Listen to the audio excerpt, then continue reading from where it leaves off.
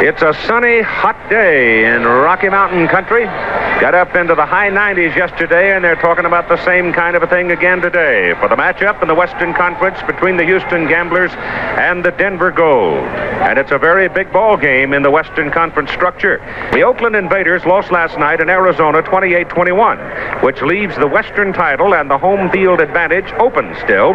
Denver with a win today would be just a half game back of Oakland, with Portland and Jacksonville remaining both road games. Houston, on the other hand, needs the win today to stay in the playoff hunt. The Gamblers have home games remaining with San Antonio and Oakland. This is a matchup of the run-and-shoot offensive teams, Houston leading the USFL in offense, while the Denver Gold ranks third in offense.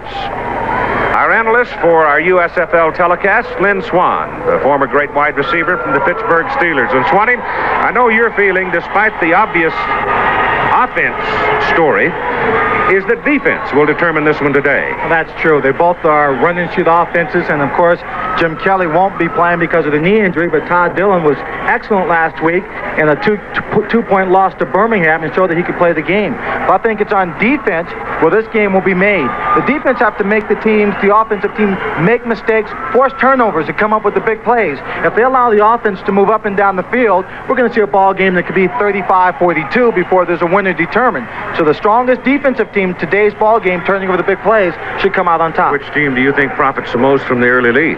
Well, both teams could profit from the early lead. Obviously, Denver would profit the most because of the running attack of Bill Johnson.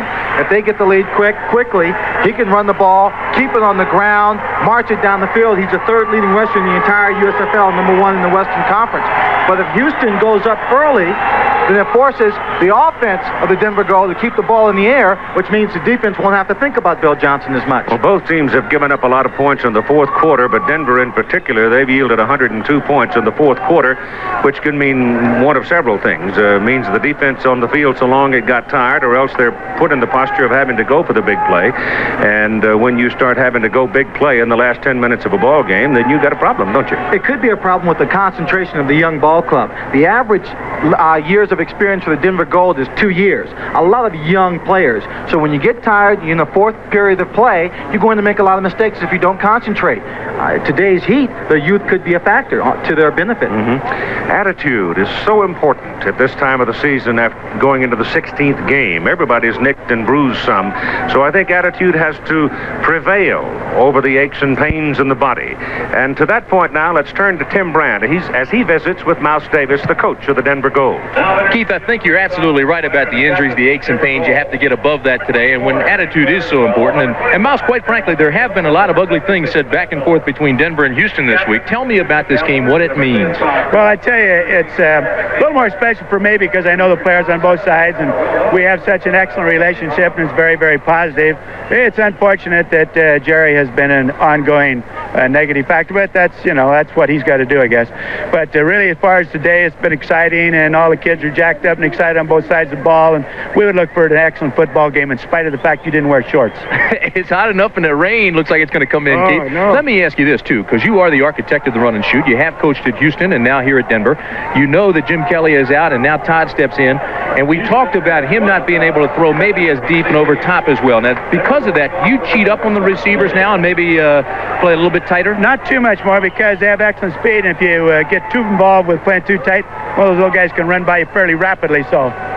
Okay, good. We're going to kick off going, and we're ready to fly, Timmy. We're excited about it. All right, Mouse. Back up to you, Keith. They play on real grass here. The Denver Zephyrs baseball team, of course, summertime occupant of the Mile High Stadium, so there's a goodly portion of it as we look at it on the left side. That'll be just bare dirt because of the baseball infields you can see there. And sometimes that comes into play. As a matter of fact, I thought that came into play in Houston's 2-point loss to Birmingham, where Todd Dillon never got set and threw a key interception in the ball game because you slipped. Yeah, when you're trying to get your footing on the grass, and then suddenly you find yourself standing on that dirt, it's a discomforting feeling at times, Keith, and when you plant that foot, it could slip. Depends on how soft the dirt is and just what part of the infield you're standing on. The weather forecast, there's Jim Kelly, who's walking now without the crutches. He has strained ligaments, partial tear in his right leg, but wearing a heavy brace and still experiencing some pain. But he's a big, tough Irishman and says he's going to fight his way through and be available for the playoffs. The deep people receiving for Houston will be Clarence Verdun, who's playing with a strained shoulder today, and Vince Corville, along with Sean Potts. Their numbers are 89, 83, and 86, respectively, and Verdun is the man that they like to have the ball, and the reason they're standing in that particular posture now, as Jim Asmus tees the ball up, is they don't want to show Asmus where Verdun's going to be. He's going to run around back there. They're going to trade places, and now he's making his commitment. He's going toward the left corner. Now he goes back into the middle of the field as Asmus kicks it over there, and the ball is kicked so deep in the end zone, Kerrville making the reception, there won't be a return anyway. So all of that finagling around between the deep people for Houston is nullified anyway by Asmus' long kick. Todd Dillon out of Cal State Long Beach comes out, 6-footer, 195 pounds. Sam Harrell and Richard Johnson. Sam is the running back, Johnson a split back. The other wide people are Gerald McNeil and Scott McGee, along with Ricky Sanders. And they come out of that offensive formation like a covey of quail. The big guys up front, Taylor, Boucher, Kidd, Rosado, and Robeson. First down from the 20 for the Houston Gamblers in white. We are in Denver, Colorado. And Dillon gives the ball off to Sam Harrell, and Sam gets 5, close to 6 yards before he's brought down by Pat Ogren. The defense for the Denver Gold, Bruce Thornton, Doug Mikolas, Pat Ogren, and Calvin Turner up front in the 4-3 with Stan Blinka, John Nevins, Mike McKibben, the linebackers, Lance Shields, Darrell Hemphill, Steve Trimble, and Calvin Lovell, the defensive secondary. And you will see Craig Walls in the ball game a lot today. He is very fleet of foot and in effect can become a 5th defensive back. Todd Fowler checks in now in the backfield for the Denver Gold. And 2nd down and 4. Dillon, little quick pop to Richard Johnson, who was a running back at the University of Colorado, just down the road from Denver at Boulder, and he goes for the first down across the 35. With both of these offensive teams playing the run and shoot offense, the defensive teams should be very well prepared for what they're seeing out there. It's almost like practicing against yourself or playing this game against yourself, because the defense will see this run and shoot offense every day at practice, something that no other team can ever say when they have to get their preparation done for the Houston Gamblers or the Denver Gold. And that play you saw is one of the bread and butter plays of the run and shoot offense. A little quick slant, and whistle stop them now before they get the snap away. The ball's resting just over the 35. Mike Talafero out of Texas Christian, and Billy Kidd engaged in head bumping, and it's called against Mike. Talafero, if you remember, was the man who made the real big play in their win of 28-24 against New Jersey, the last time we saw the Denver Gold. Jack Pardee, the head man of the Houston Gamblers, had a brilliant career in the National Football League, both as a player and as a coach, and now is back home in his native Texas. Ball moves up to the 40, where it is first down and 5 for Houston. 5 DBs out there if you consider Walls, and back goes Todd Dillon to throw it. Gets some pressure. And they got a hold of him, and they drop him back on the 37-yard line, and there was good defensive pressure by Pat Ogren and Doug Mikolas. Mikolas is out of Portland State. Ogren came from Wyoming and had 2 years with the Washington Redskins. That's the kind of defensive play that is going to be needed if the offensive units expect, or in this particular series of the Denver Gold, expect to have any kind of field position. There's Darrell Davis, the head coach of the Houston Gamblers. Denver coming in with a record of 10-5. Houston with a record of 9-6. That was the 45th sack of a Houston quarterback this season. So perhaps that explains partly why Jim Kelly's on the sideline. Dillon fumbles the snap, doesn't get away with it cleanly. Black shirts are all over it, and looks like they've got the ball. The Houston center, Billy Kidd, was in there scuffling with him, and he may be in the bottom and may still have possession, and that's the case. No, it's Rosado. Danny Rosado was able to sense the ball was loose and saw it and jumped on it. Right there, we almost saw the first mistake and first turnover of the ball game, which would have given the Denver Gold excellent field position had they recovered it. Todd Dillon was looking around, watching his receivers, looking at the secondary, when the ball was snapped, so his concentration wasn't on getting that ball up into his hands. This is his second start since Jim Kelly was injured 3 weeks ago on the last play before the half. Bertan goes in motion. Dillon rolls, whips it out. Pass is good to Sanders, but Sanders is caught well of the first down marker. And so that's going to bring up a kicking down. Darrell Hemphill, number 25, coming across to play Sanders. And it looks like, Swanee, that they've decided almost to play, to pick a man. Depending on his position on the field, they obviously have to play some man because they send so many receivers out in this offensive formation. Frank Corral, a late joiner of the Houston Gamblers, is out to do the punting, averaging just under 41 yards on 9 punts. Lonnie Harris and Nate Harris are deep. One from North Carolina A&T and the other from Tulsa. Corral kicking off the dirt, gets good spin on it. And the ball drifts back to Lonnie Harris. And Lonnie Harris is on the way, but there's a penalty flag way back upfield, and I think that's wiped out. I believe you got a clipping call back up at just about the point of reception. So let's not get too excited about that one. 47-yard punt. Lonnie Harris takes it all the way down the sidelines to the end zone, but there is a clip back up here at the point of reception. That takes a little air out of your balloon early. On the run back, a legal block above the waist, number 22. So Richard Johnson is dinged with the, who is it? Kerry Bird? Baird out of Kentucky is nailed on the penalty flag. Kerry Baird. Mouse Davis shaking his head on the sidelines. But it was pretty obvious to everybody because it came out of the open field. Right there it is. And it was right in front of the man wearing the striped shirt. And down came the flag. Dave Kamansky is the referee. The coaches will always tell players, when you have a block like that, always try and get your helmet on the front of the player so that you can try and get the call. There's a young man.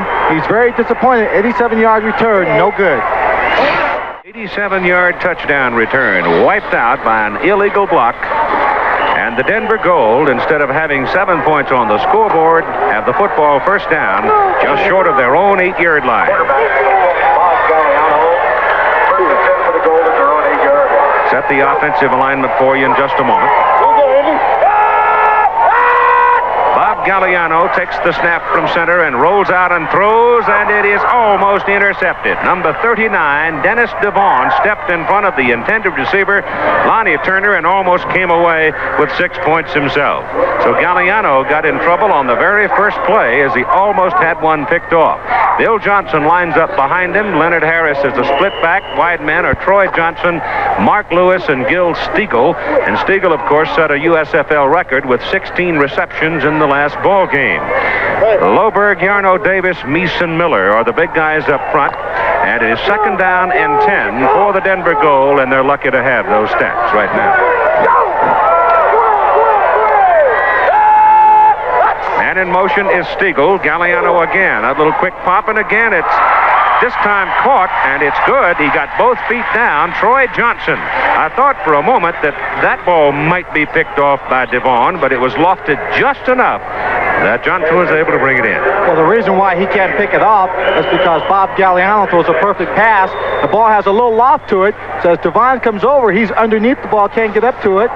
And that he didn't even have 2 feet in, Keith. And they gave it to him. I think he just had the 1 foot and stepped right out of bounds. But anyway, the ball was thrown. We got a red flag, I think, on this one. I think the coach had enough time. There we have it. So Dave Kamansky will now confer with the review official. We'll take another look. Ball's in the air. You have to have 2 feet inbounds. There's the catch. There's 1. 1. 2. No. He caught it with 1 foot on the ground, so they're going to call it a complete. I think they'll rule it a complete catch. 1 foot was down when he caught the ball. It's like when you watch a thoroughbred run, you're always trying to figure out how many feet he has on the ground. Sometimes you can't tell. 3 are flying, but right here, 1, right there, 1, 2. 2. He wasn't anywhere. It looked like he was in the air when he caught the ball. So Jack Pardee challenges and loses a timeout for the Houston Gamblers. And the Denver Gold with the football out at the 23-yard line with a first down. I don't blame Jack for that challenge, though. It was that close. Oh, not at all. Jack. It's Kelly Johnson, number 8. Excuse me, Troy Johnson. All these Johnsons around here. I'm going to die today, Keith. It's Troy Johnson, number 89. The defensive unit for the Houston Gamblers, they've added Ross Browner to the roster, the former great from Notre Dame, Van Hughes, Jose Taylor, Pete Caton. The backers are the Hawkins brothers, Andy and Mike, and Kika Diala. Secondary is Mike Mitchell, Luther Bradley, Derwin Rockmore, and Will Lewis. It's first down for Denver at the 23. No score in the ball game first quarter. Gagliano stays in the air, and the ball is off the hands of number 88, Mark Lewis, 5'9", 165, out of Missouri Western. Well, that pass really should have been caught by Lewis. I talked with the Hawkins brothers before the game, Keith, and they were really geared up to come in here and make it a physical football game.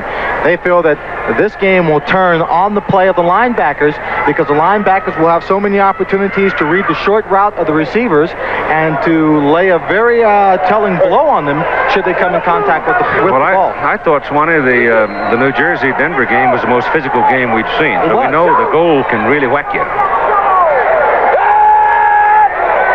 They show blitz on it, and the ball off to Bill Johnson. They don't blitz. The linebacker showed blitz and did not come, and Bill Johnson picks up a yard. Kika Diala was the man showing blitz, but he held his position and was right in the hole when Johnson came at him. When we talk about the physicality of a football game, you have to keep in mind that the Denver Gold came into this ball game after having played a Thursday night game. Darrell Davis gave his team 3 days off to help them heal, give them a little rest. Houston, however, played the game on Monday. Had to turn around very quickly to get ready for this ball game. Of course, prior to the Oakland game, which Denver lost, they had played New Jersey in that bruiser, so they literally were all sore and beat up going into the Oakland ball game. Gagliano back to throw, goes to the sideline, has a man, pass good to Mark Lewis, and it's beyond the marker for a first down. Caught in front of Adrian Simpson. Keith, that was an excellent play-action pass. I thought Bill Johnson had the football. Let's see Gagliano as he goes back. He fakes his handoff, and watch everybody converge on Johnson. They all think he has the ball. Just gives Gagliano a lot more time to find his receiver who just ran a simple out pattern against a man-to-man coverage. You see Lewis right here. He just breaks it off right there on the sideline, holds his position. Make sure he's in bounds.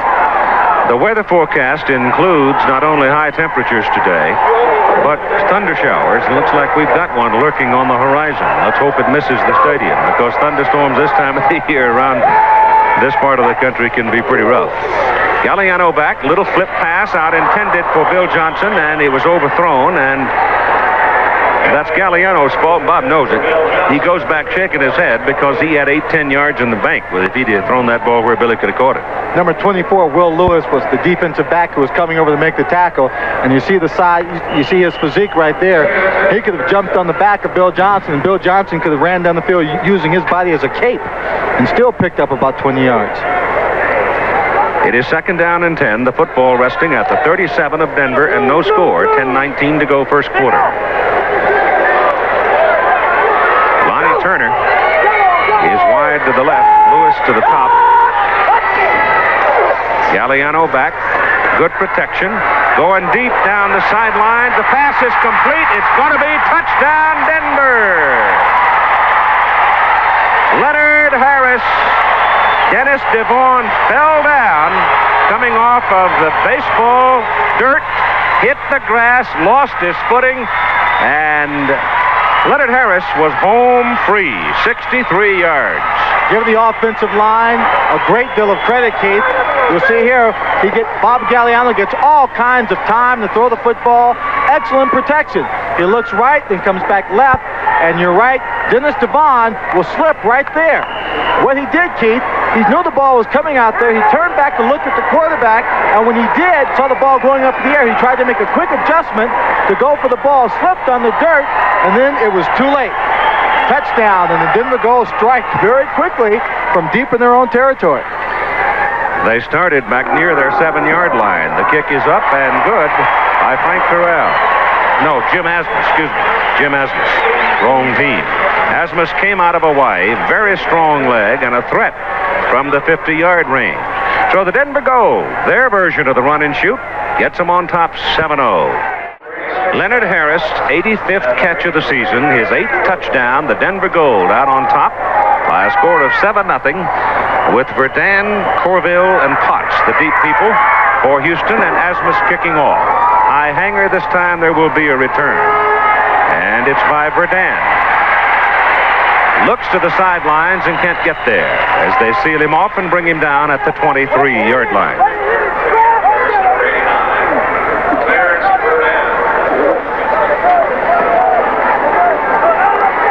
There you see the scoring drive, 7 plays. They lost the touchdown after a punt return was called back because of an illegal block, but they go 92 yards in a minute and 32 seconds in 7 plays. That's a very impressive drive, Keith. Todd Dillon now will start with the football on the grass, but if he moves around very much to his left, he'll be running onto the dirt. Corville and Verdun, the wide people.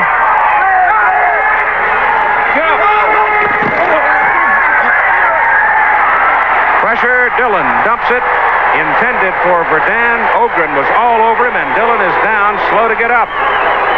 Big Pat nailed him, 6'5", 265, and Todd Dillon's having trouble getting up. Jim Kelly is on the sidelines in a leg brace. The backup quarterback is Bruce Threadgill out of Mississippi State, a left-hander who has played very little. And Dillon is dragging a leg, and they will take a timeout here as Dillon tries to restore himself physically, but he apparently was twisted when he went down. And there's Jim Kelly, and there's no way in the world Kelly's coming into the ball game. Threadgill played very little, so if they have lost Dillon here, then the Houston Gamblers have got a problem. They're bracing up Threadgill right now, slipping on number 7, which is quarterback jersey number. And there have been times when he has put on a different number to go out and be part of the special teams. So Dillon does have to come off the field. And Threadgill now, thrust into the middle of this melee, had not really taken a snap, and very few snaps during the course of the week. Well, you talk about the depth of a football team.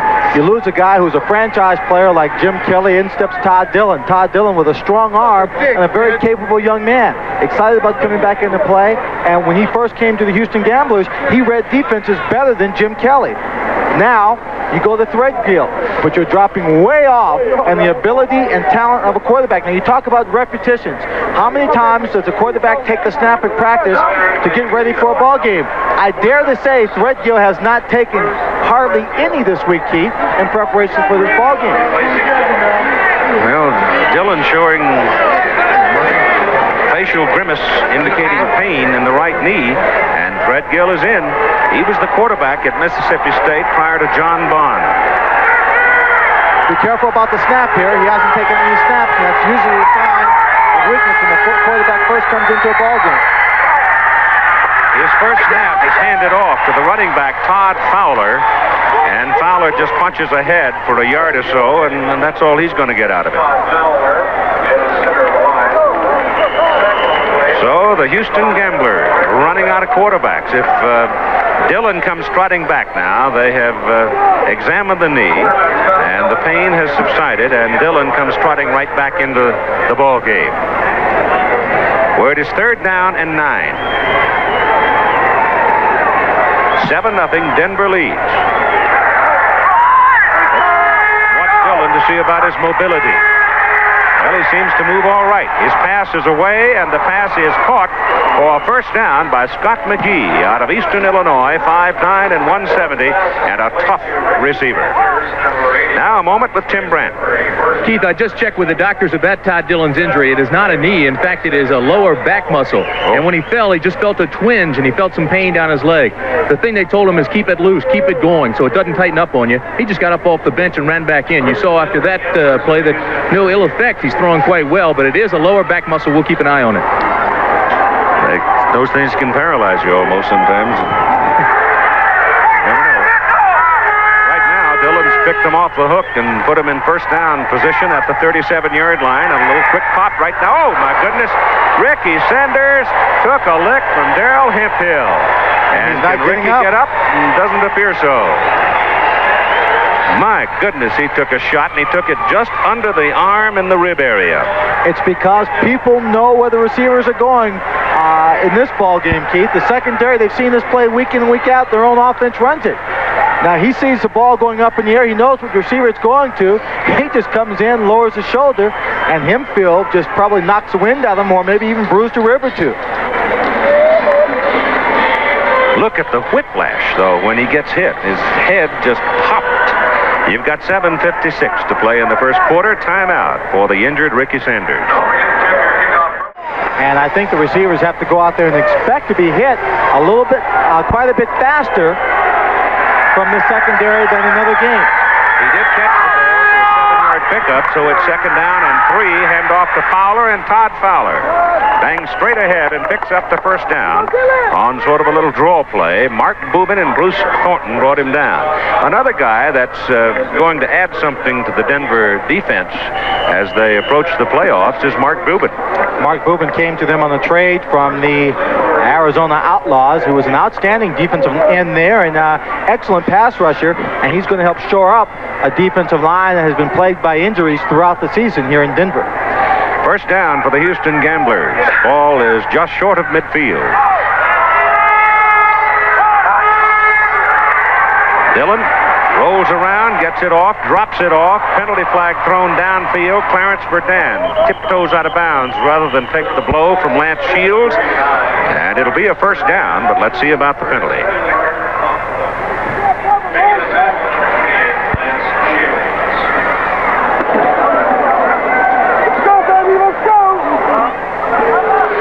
They're going to rub it off. It just fell out of his pocket. Could be. Tom Myers, the umpire. Dave Kamansky, we told you, the referee. Had linesman Roger McMahon. Dave Hedema, the line judge. Bill Begin, the back judge. Grover Klimmer, the side man. And Bob Mantooth, the field judge. Clarence catches his ball after his juggling act for a short period of time. Directs traffic downfield and wisely steps out of bounds. Does not need to take a lick if it's not necessary. First down, Houston. The ball at the 35 of Denver. Houston's first real offensive movement of the ball game. They give it away to Todd Fowler, and Fowler is lassoed by number 70, Doug McCullough, and Bruce Thornton. There's some feeling between the ownership of the Houston Gamblers and the coach of the Denver Gold. I don't know that that necessarily transfers over amongst the playing personnel, but you remember that Mouse Davis and June Jones came over here from the Houston Gamblers staff, and there was a good deal of rancor in the aftermath of that, including fine monies that were later restored, I believe. But the feeling still exists. It's 2nd down and 9. Denver almost jumping offside. Dillon rolls, throws short, and Todd Fowler takes the lick this time from Darrell Hemphill.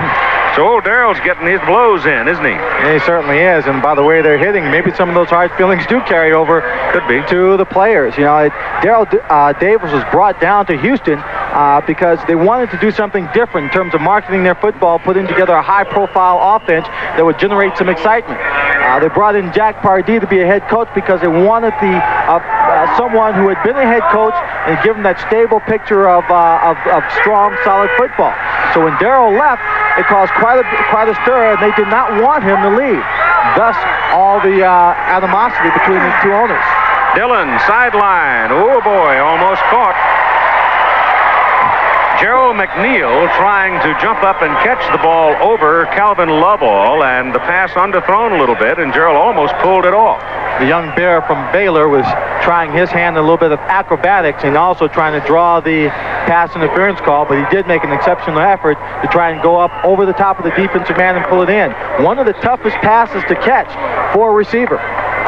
Tony Fritch is into the game now for the Gamblers for a 46-yard field goal try. We have a halftime feature with Tony Fritch I think you'll find very, very interesting.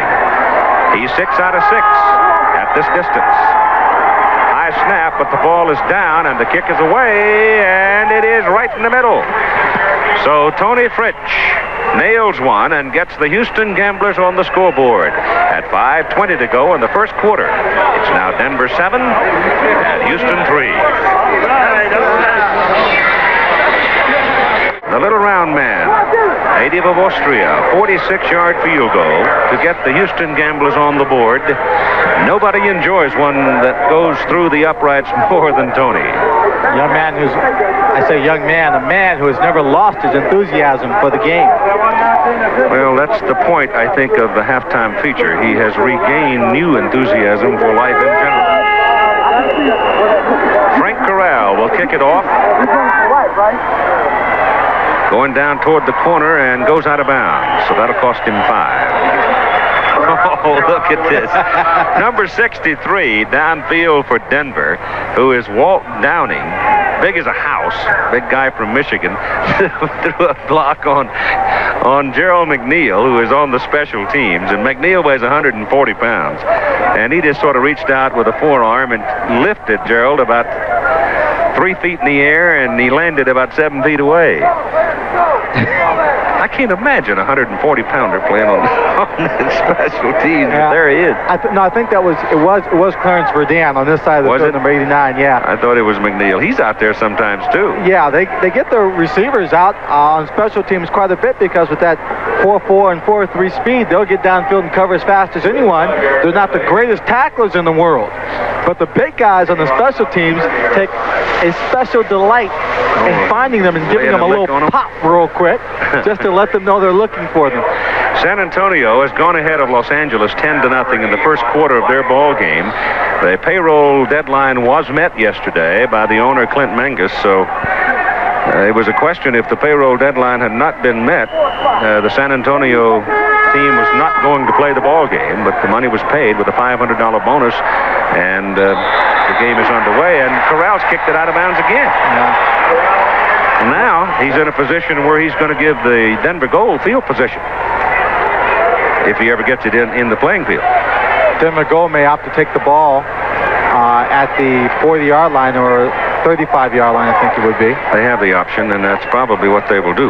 All right, now, the conversation. Keith, I got to say, San Antonio, when they got the checks, do you believe there was a stampede to the bank to cash those babies? They're all cashier's checks, but I'm certain they wanted to make sure. The checks were delivered on Saturday. On Saturday? Well, they better find one of those banks that's open on Saturdays, one of those savings and loans. They've accepted the ball rather than mess around with any more kicking, and they put it on the 40-yard line, which, one, saves time, and two, definitely is to the advantage of the Denver Gold because they've got it first down now at the 40 with 5:10 to play. Only 60 yards to go to score points. Bob Gagliano turns and gives the ball to Bill Johnson, and Johnson, for the first time today, finds some running room as he cuts in for about 5, close to 6 yards on the carry. Ricky Sanders' condition, we can define it now with Tim Brent. Keith, at first they thought it was a cracked rib. They were going to take him in for x-rays. Now I see they've suited you back up. Is it okay? Oh, yeah, it feels a lot better. It just knocked the wind out of me. You know, and he got a pretty good shot on me. I'm going to be watching for it next time. All right, Ricky. They have put a rib protector on him, and he is going to go back into the ballgame, Keith. Tell him not to watch too much, Timmy. Yeah, you can hear those thundering hooves. Says don't watch out too much across that middle. I know it. You got to keep your eyes off of it. On 2nd and 5, Gagliano, again with good protection, throws down the middle, and the pass intended for Mark Lewis is incomplete. I started to say a moment ago, there's conversations about both these football teams as to their marketability for the future because it's rather certain that both teams are available. They're not openly on the market, but they are available. Houston operating with a $1.5 million loan from the USFL, and the league has said that it wants a schedule of payments. And Charlotte, North Carolina could be the alternate site if this franchise is moved out of Houston.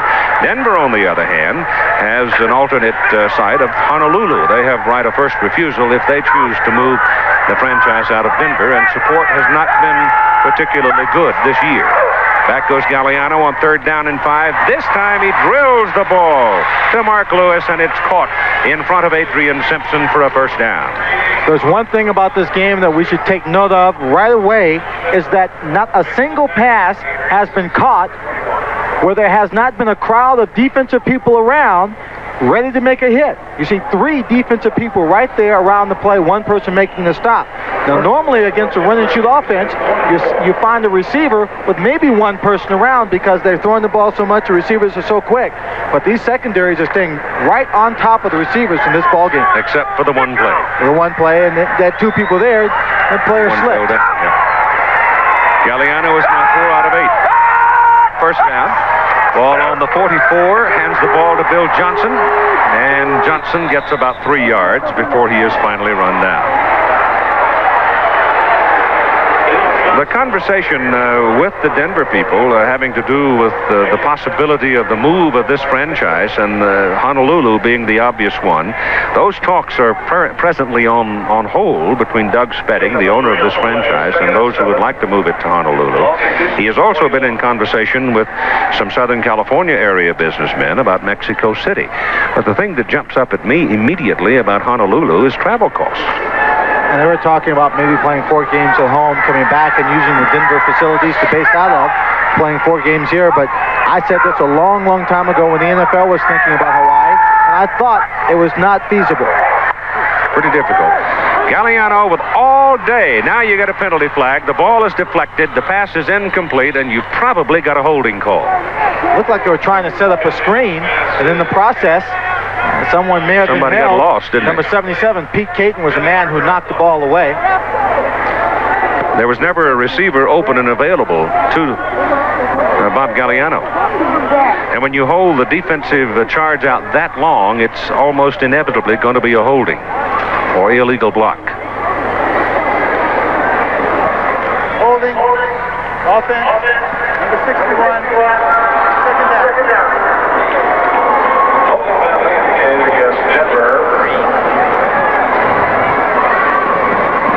You've got 2 minutes and 44 seconds to play in the ball game. There's the score we gave you some time back. Ball comes back short of the 49 on the Denver side of the field. Second down and 20. Gagliano pumps once, gets it away, hit as he throws, and the ball sails out of bounds. And his protection finally expired that time. Pete Caton, who at one time earlier this season wasn't sure that he would ever be able to play the game again. In fact, was not even sure that he would have control of all of his physical faculties, but has come back from a nerve and spinal injury. Big guy from Eastern Illinois. He missed about 5 ball games in that season, and his absence from the defense showed very much. Couple that with the absence of Tony Fitzpatrick, who was injured early in the season, and the defensive line of the Houston Gamblers has played well considering all their setbacks. We've not called Ross Browner's name as yet. He has not been obvious in a defensive play, but he's out there. Pressure coming up the middle by Kika Diella, and a diving, scooping catch that is good by Lonnie Turner down behind first base. Still short of the first down. Was a good catch. For a moment there, it looked like Lonnie was going to lose it. He was able to hold on to it. It'll bring up 4th down and long. Watch the catch now as he comes back to the ball and scoops it. See right there, the hit, the pressure on Gagliano. She was making a great effort to come back to the ball. And the ball just rolling around. That's Diala, Kiki. No linebacker coming in on the blitz. Asmus is in to punt now, and Gerald McNeil is the punt returner, while Verdun is the kickoff man.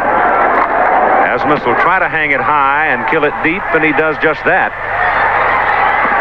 Ball takes a Denver bounce, and the Gold will put it down at the 15-yard line. There's a flag out on the field. 1 minute, 11 seconds to play, and the flag was thrown back up around the 33. Ineligible player, field number 72. It was a 25-yard punt, but worth more than that in that the ball was killed back at the 15. So let's see whether or not Houston wants them to do it again, or if they're satisfied to take the ball just beyond the 15 at the 16. They're going to refuse They'll take the ball. So the Houston Gamblers would rather have the ball at their own 16 than let Asmus have another shot at the coffin corner. Todd Dillon on first down comes outside with it. The pass is complete to Verdun, And he's brought down around the 19-yard line as Darrell Hemphill again makes the tackle. Darrell's earning his keep this afternoon, that's for sure. With so many of the passes going into the slot backs, the two inside receivers of the four wide receivers that play the game for the Gamblers and in this run and shoot offense, the safety people are coming up on the inside will have the opportunity to make a lot of hits and are going to get there first to get help to a cornerback who might be beat. It's second down and a little more than 6. Ball short of the 20. Ball is handed off to Harrell, and Harrell has no chance as Mark Boobin was simply there as he took the handoff. Mark Boobin proving his worth right away. First quarter is over, and after 15 minutes at Mile High Stadium in Denver, the Denver Gold lead the Houston Gamblers 7-3.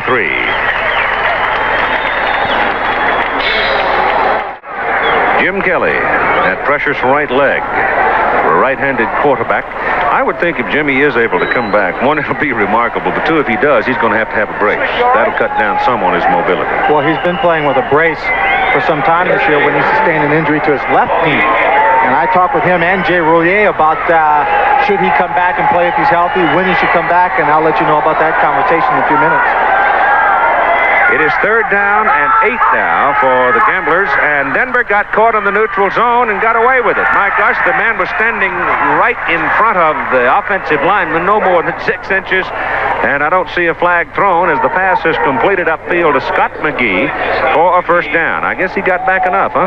He did, got back just enough, but Todd Dillon took another shot, Keith, stayed down on the ground for a short while and got up very slowly, and that has to concern Jack Pardee, the head coach of the Gamblers, because he goes quite a bit down in talent and in terms of preparation if he has to use number 7 Threadgill. We'll take another look. We'll see the man jumping off sides. He gets back. His version of a matador. Ole. Here's McGee now.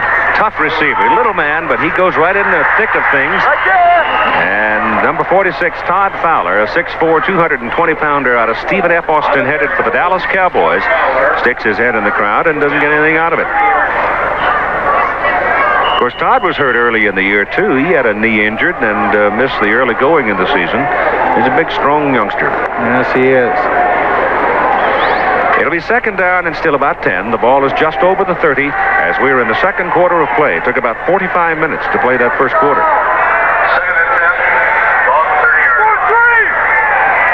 It's quite cool now with that little thunderstorm just out here behind the stadium. Dillon's pass is away, and again it is sharply thrown and caught for a first down up around the 41-yard line. Threw that ball very well, drilled it right in between two defenders, and right there was Vince Corvell, who is 5'10", 165, Vinny from Rice. So you see very quickly, after one period of play and a couple of minutes into the second, that Todd Dillon does have a very accurate arm. He's got good power, and he's adjusting well, playing a very good game with his receivers.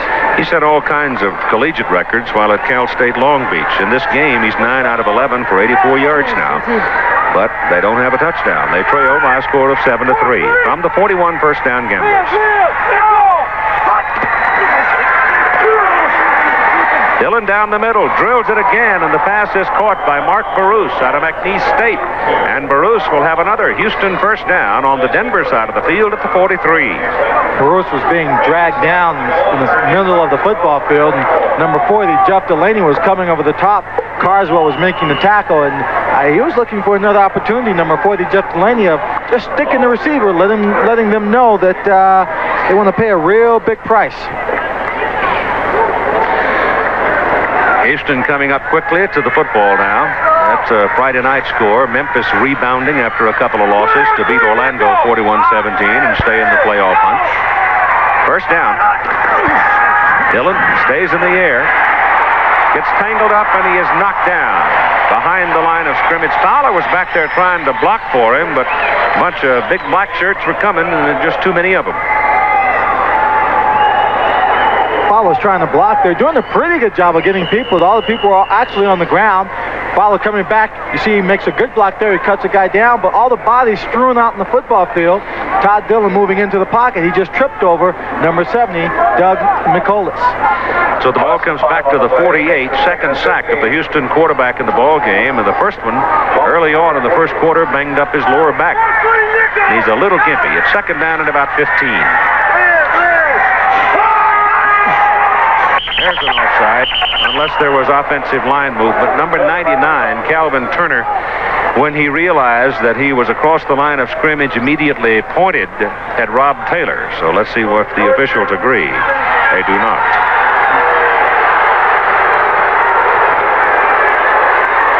I'll just take a little bit of this time. You see Darryl a little upset. We talk about Kelly and the fact that Roulier, we were talking about when he would be back, his availability for the playoffs. Kelly said he would be available for the playoffs. So take a look at the replay of the last play. The defense jumping off sides. On the left side, clearly an infraction because he makes contact. But Kelly said he wanted to be back to play in the playoffs. And he said, you know, if it meant my career, if I wasn't 100% and felt I couldn't do it, I won't do it. And no matter what the owners or coaches say, I wouldn't go back in and play. Pass is thrown underneath to Todd Fowler coming out of the backfield. He's going to be short of the first down as Jeff Delaney, who came out of Pitt, played at the Los Angeles Rams, Detroit, and Tampa, and Maulers before he came here. Not the fastest guy on the football field, but a very heady player, a pre-med student out of Pittsburgh. Yesterday, in blistering heat at Legion Field in Birmingham, the Stallions beat Baltimore 14-7. Cliff Stout had a big day. I mean, it was really hot. They had 24,300. And last night, Portland upset the Tampa Bay Bandits 27-24, and now the Bandits are in a scramble to make the playoffs. It's third down and 4 for the Houston Gamblers. Play action. Delaney pressures Dillon. He gets it away. The pass caught by Mark Barousse. First down for the Gamblers inside the 20, just inside. Todd Dillon showing a good amount of courage here, playing with some pain, rolling out. And of all the passes that could hurt his back, the muscles back there, throwing on the run like this could. Yeah, but Delaney is closing on him. If he doesn't get that ball away, he's bound to take another wallop. Well, that's right. But he throws and he has to twist his upper torso to do so. He's 12 for 14, 122, completed 6 passes in a row. Gamblers have a threat going with the first down at the Denver 20. 11:16 to go in the first half. Playoff very much in the minds of both these teams as Dillon sets and throws it short down the middle. I don't really know who he was throwing that ball to. It must have lost control of it because there was nobody really near it. I think he just misread that. He thought the receiver was coming back on the inside. The receiver stayed to the outside. Fortunately for him, there was no one on the inside. They said they were going to try and give Dillon about 5 different looks in this ball game, try and put some pressure on him and force him to misread the coverage and thus causing a mistake. That might have been one right there. There was an upset last night down in Arizona with Arizona beating Oakland 28-21, and that loss by Oakland keeps the door open for the Western Conference title for the Denver Gold. To the corner, McNeil on a fadeaway, and he can't quite reach it. Just missed that one. Number 27, Calvin Lowell was in on the coverage. Calvin looks on the inside for the ball, and as soon as he looks to the inside, the ball was thrown, but McNeil was to the outside. He had some room there, a little cushion to the sideline. The ball was just thrown over his head and out of bounds where he couldn't reach it, Keith. It's third down and 10 from the 20 for the Houston Gamblers. Denver leads 7-3. Denver coming in at 10-5, and Houston coming in at 9-6. And Dillon back. Going to run with it. And gets about 7 yards before he is clobbered. Mark Boobin and Darrell Hemphill, where the people have put the hit on him. And now out comes Tony Fritsch one more time. Tony having hit a 46-yarder for Houston's only scoring. This will be much shorter. They've spotted the ball at the 14, so this will be 31 yards. There's not much of a wind to affect the kick. It was a flash of lightning just over the corner of the stadium a while ago. So it's a perfect setting for Tony, a little thunder and lightning.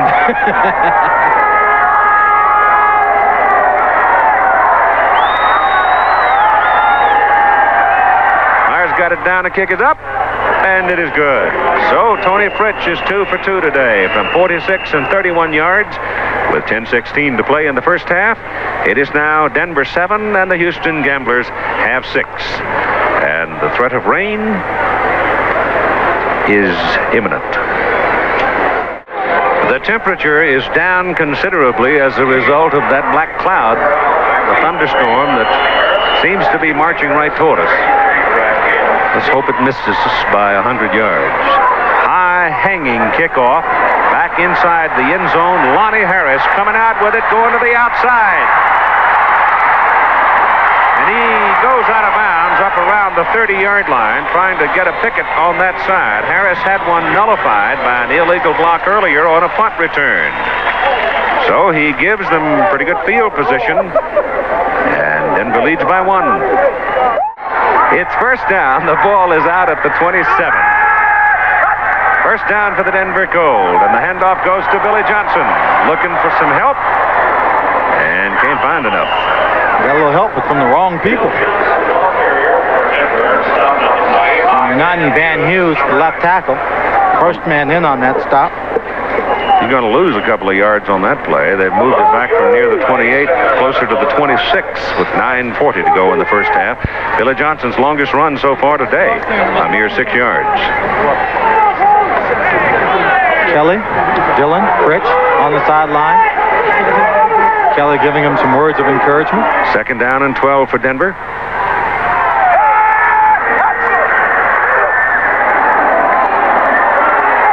Gagliano's pass, the man wide open on the fly. It's Leonard Harris, and pulled down inside the 10-yard line.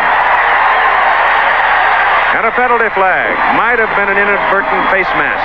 Mike Mitchell looked like when he came over and made the stop, Keith, as he was going down, he just turned around and took a swing at him while he was going down to the ground. Well, that was not a very smart thing to do. Leonard Harris was wide open in the seam against the zone coverage. Face mask. They call face mask. 35 defense. Your first down. We'll take a look. Zone coverage. Everybody's dropping back deep in the center of the field. And Harris somehow wide open. Look at the great amount of time Gagliano gets coming in that seam. He makes a catch. Luther Bradley comes over. He stops, goes by Luther Bradley. Here's the tackle, and he grabs the face mask.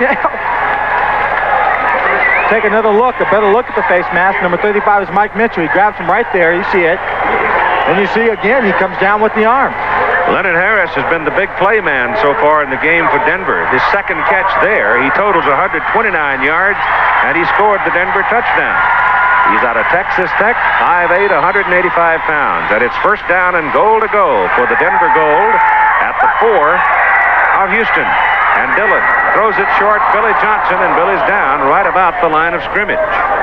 Mike Mitchell made the tackle the only place he could have to stop Bill Johnson from rambling in for a touchdown. He went low, caught him at about the knees, got under him and toppled him like an old oak tree, as opposed to hitting him waist high and having Bill Johnson using his superior size and strength to drive him into the ground and into the end zone. Probably hear in the background the thunder from that little thunderstorm that's hanging around. Is that thunder or the 5 people up here are stomping their feet? It's thunder.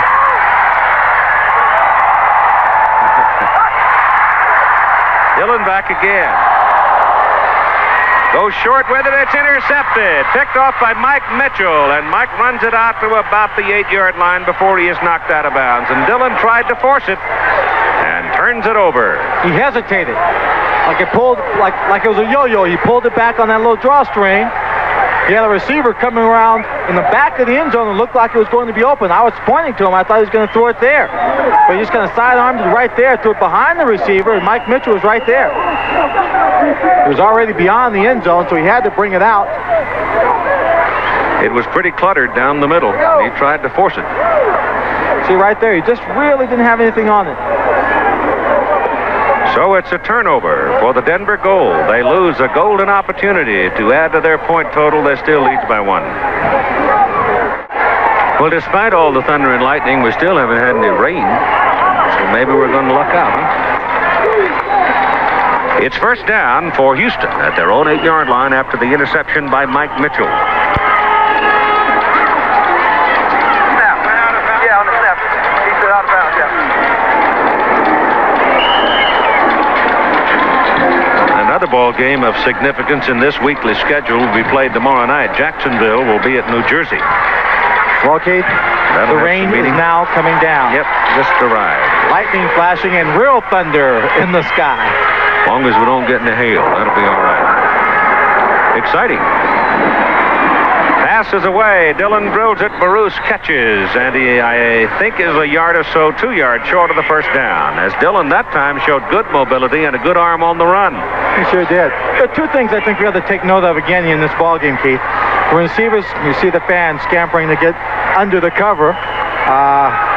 This is not a sellout for this ball game, so there's ample seating underneath the deck so they can get away from a lot of this rain. But the receivers, when they go in motion, Keith, have to go beyond that slot man to keep their line. They veer back, and on both teams, they are coming forward towards the line of scrimmage, and the officials, time and time again, never call that on either of these 2 teams. And off to Sam Harrell, looking for the first down, and he's close to it. He had to get up around the 19. And a majestic bolt of lightning flashes across the sky. I remember one time getting caught in a golf course with a quick little thunderstorm here, and we all stored our clubs and mouses going to the rain gear there. Probably sat down in the sand in a bunker. And just sat there, let it rain, because I wasn't about to get into high ground or under a tree, and no building was available. Now, I know you said that was a majestic bolt of lightning, majestic for us watching it. I wonder what was underneath it. First down near the 20 for the Houston Gamblers. They trail 7-6 with 7 minutes to play in the first half. The pass is intercepted. It is picked off by Lance Shields.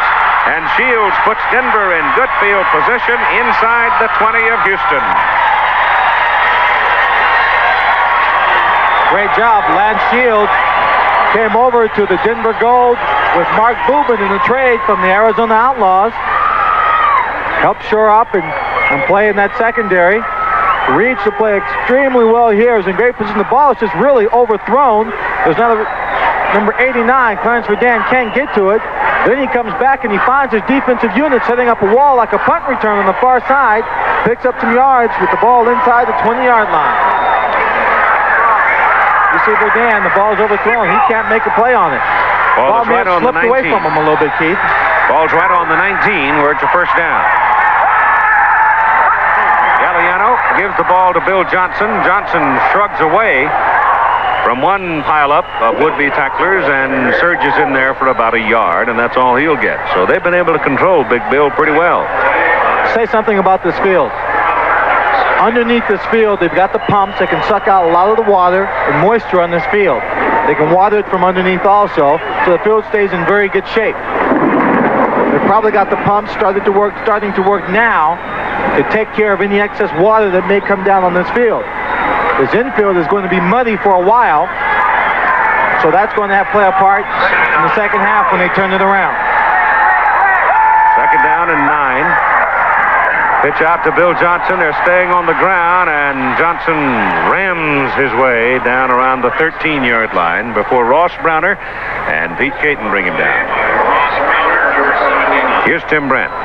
All right, Keith, the rain is really coming down now, and as Swanee mentioned, this is one of the better fields as far as draining. I'm more concerned with the thunder and lightning. Having talked to the players with all the mental that they're wearing, they are also concerned about the lightning. The only problem I think the rain will cause... Still not on the air as far as the picture is concerned.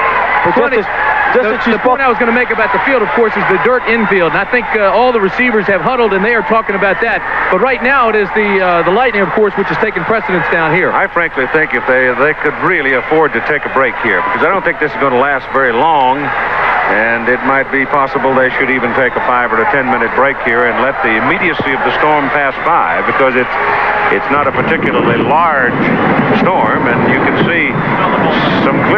both sides of the stadium, but right over the stadium, it is just pummeling us. And there are a group of people, Keith, right across our press box who are sitting underneath the lights and who are not moving. I do not think that is such a wise decision on their part. Well, the lights are... We had our power knocked off for a moment, but as you can see, it is back, and the rain is really pouring down, and I think the officials are showing good judgment here and just taking a minute to sort of let this thing pass along, because I don't think it's going to last very long. Well, I think what they ought to do is let both teams get off the field. I'm talking about the teams, the offense and defensive units on the playing field right now. Give them a chance to get away from such open territory. We'd hate to see any one of them hit by lightning.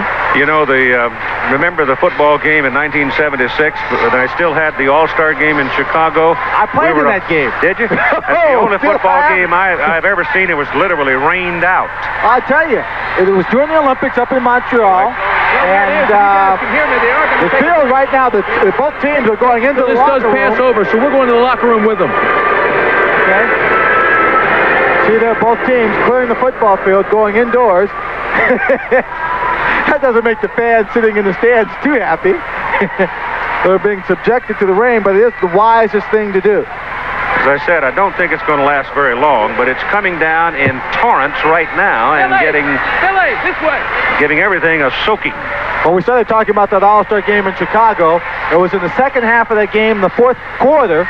The rain was coming down, and I can't say it was coming down, but it was actually blowing across the field, and it was so thick, it almost looked like a foggy day. You couldn't see across.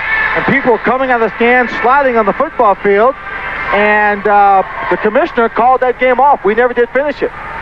Yeah, left in the third quarter. There was a record promotion night or some such thing was going on. I remember because I was involved in the Olympic coverage, and I had done so many of those previous All-Star games, and I was very happy to be left in Montreal in that particular week because it was brutal. But the storm now is moving right along, and the rain seems to be letting up just a little bit. I don't think it's going to last very long, and I certainly think they made the right decision. Just leave the field, and when it passes, come on back.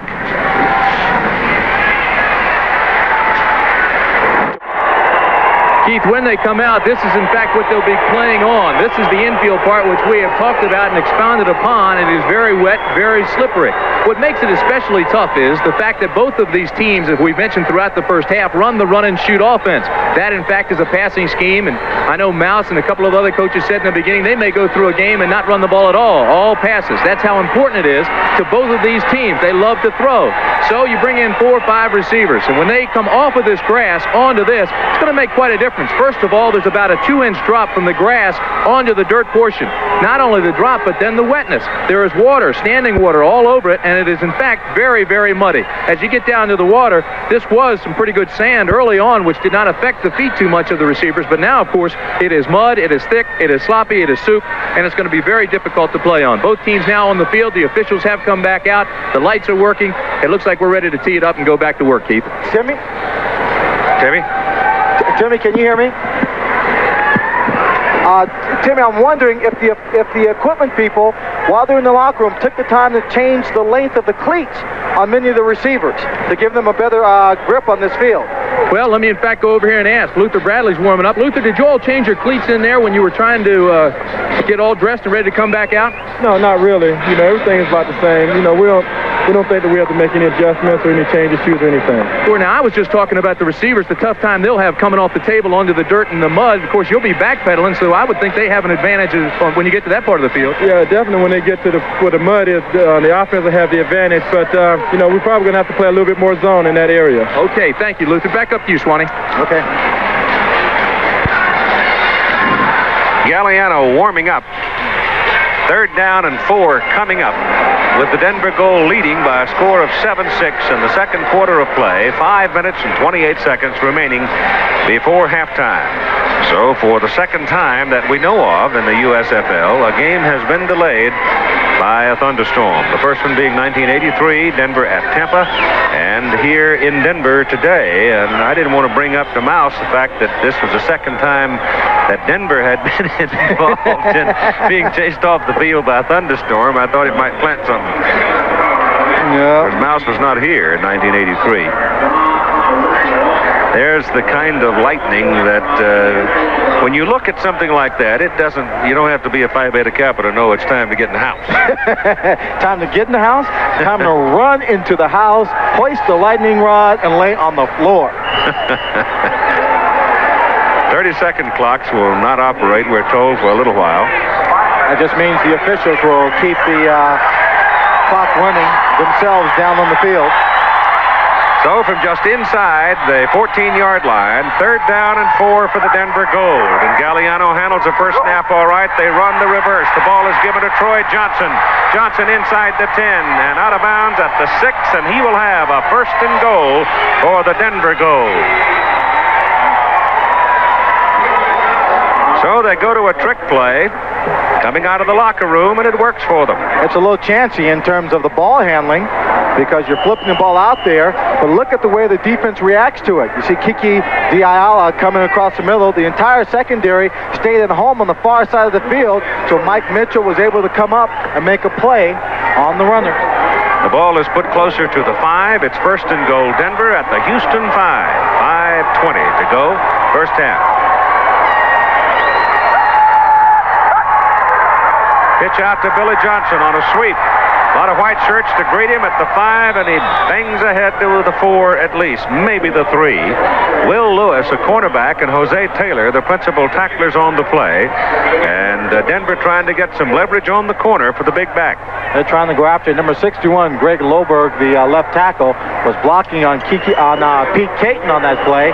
Reached up and just grabbed Pete just a little bit by the sleeves there, trying to slow him down, but he wasn't able to slow him down, and Pete Caton in turn was able to cut off the inside running alley for Johnson on that play. Officially, we were delayed 21 minutes. 2nd down and goal from the 4. Coming this way with Billy Johnson. Has a hole, and then coming up from the secondary. It might have been Diallo coming across from the middle, but somebody hit him with some authority when it looked like Johnson might be able to bang it on in. Ruckmore was a man getting up at the bottom of that pile. I think it might have been him. Diallo came across, and also Mike Mitchell. That's what they talk about when they mean gang tackling. Bill Johnson is so big and strong that one man is not going to bring him down and stop him from driving for a yard, maybe 2 in a situation like that. He had a good head of steam. So one player comes up, makes contact, slows him up, and everybody jumps on top of him to stop him right there. 3rd and goal from the 2. Dillon drops to throw. Goes to the corner. No good. Adrian Simpson, number 21, was right there. The pass was intended for Mark Lewis. Adrian played it extremely well right there in the center of the end zone where the receiver could go, where Lewis could have gone deep or could have come back short. He tried to come back short, but he was there to turn around, make it a tough catch on Lewis, and he couldn't make it. And they will go for the field goal, trying to get some points out of this possession at 3:46 to go in the first half, leading 7-6. And in comes Jim Asmus. Last week against Los Angeles, he was 2 out of 2 and 3 out of 3 on his points. He picked up 9 points in the ball game. This is a 19-yarder, and Gagliano will hold it. The snapper is Steve Johnson. It is wet. Everything works. And he misses. But he missed to the right.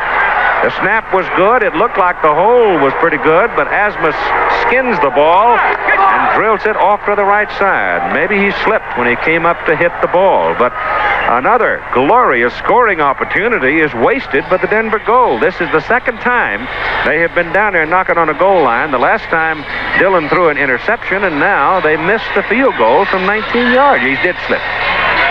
When he planted his left foot, he slid a little bit, and that threw off his point of contact. My goodness. Oh, it's a 1-point ball game, which means it's a game that will swing in favor of the Houston Gamblers by a mere field goal.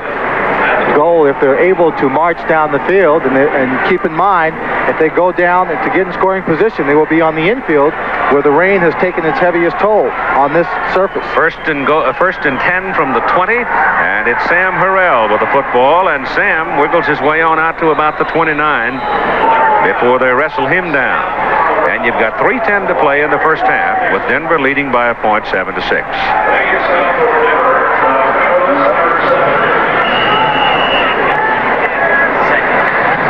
The storm situation, to update you on it, almost tornadic, but not quite. Some of the little thunderstorms kicking around the countryside, carrying some winds with them and some hail with them. But we just weathered one, and I hope that's the last one for a while. Hand off to Harrell for the first down. It was 2nd down and a half a yard. Dillon turned and gave it to Sam, and he went blowing right up the middle and puts the ball out around the 34. Of the two teams, neither one of them running the ball a great deal, but it is the Houston Gamblers who like to run the ball the least amount. The leading rusher coming into this ball game was Fowler with 303 yards, and Harrell with 278, as compared to Johnson, who has 1,133 yards for the Denver Gold. First down from the 34. Dillon back, throws short. Ball caught by Todd Fowler and dumped down right about the 39-yard line by Darrell Hemphill. And Hemphill has got a double handful of tackles already. He sure does. And we've come to 2 minutes to go in the first half. Stopping the clock. Denver leading Houston 7-6. And we'll be back in just a moment. Gunslingers, despite their fiscal problems, getting their checks in time, leading the Los Angeles Express in the third quarter 17-6. The Express just about run out of people. They're down to about 4 offensive linemen and 4 defensive backs and all sorts of problems. When the league took over the team, they said you can't go out and get new players when yours are injured.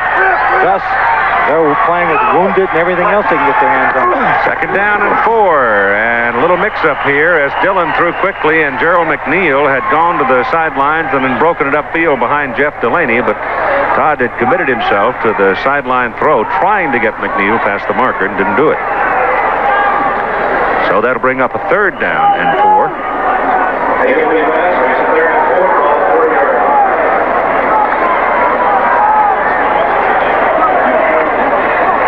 Take a look again at the play.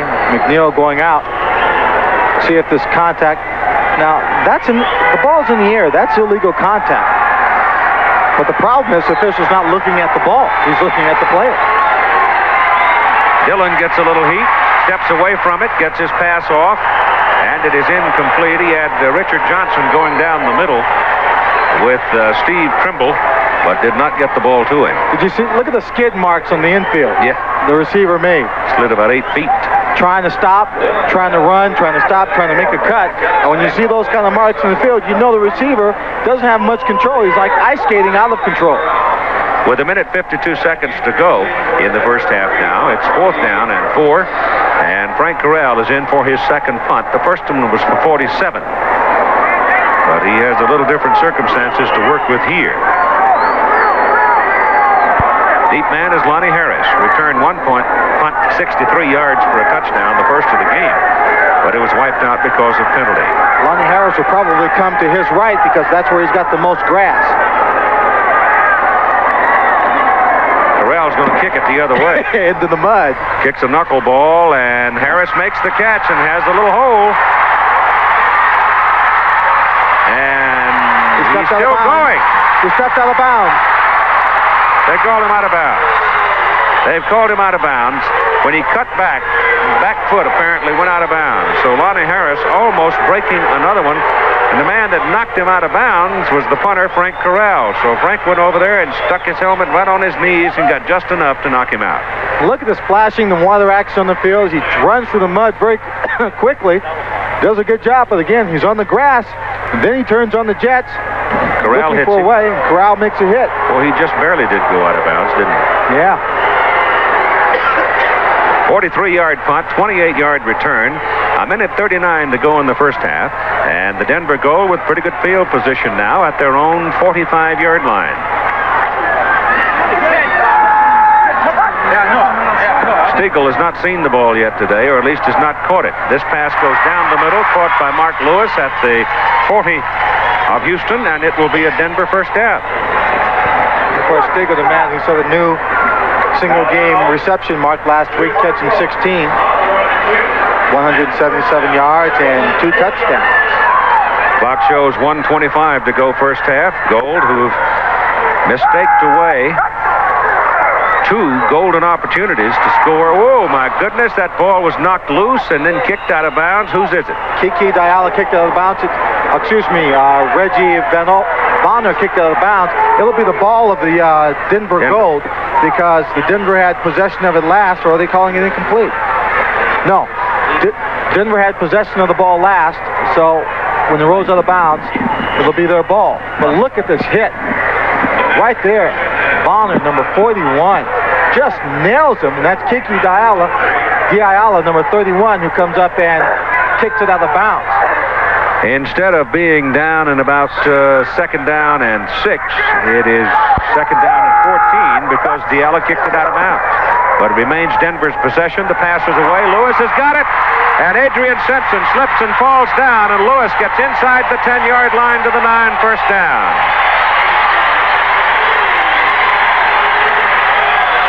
Well, that's what you were talking about. The offensive guy knows where he's going. The defender doesn't. And under these conditions, the defender, Simpson, lost his footing. Mark Lewis just got inside right there in 21. Adrian Simpson was just turned around. Right there, he slips. The footing on the field is not great right now. He's dancing around looking for a way in the end zone, and he's hit from behind. Timeout called. Each team now with 2 timeouts remaining, and you've got 1:05 to go in the first half, and Gagliano and Mouse Davis now trying to come up with a play to get him in the end zone. Gagliano showing 10 out of 17 completions and 235 yards, but all of that has produced only 7 points because of Denver mistakes.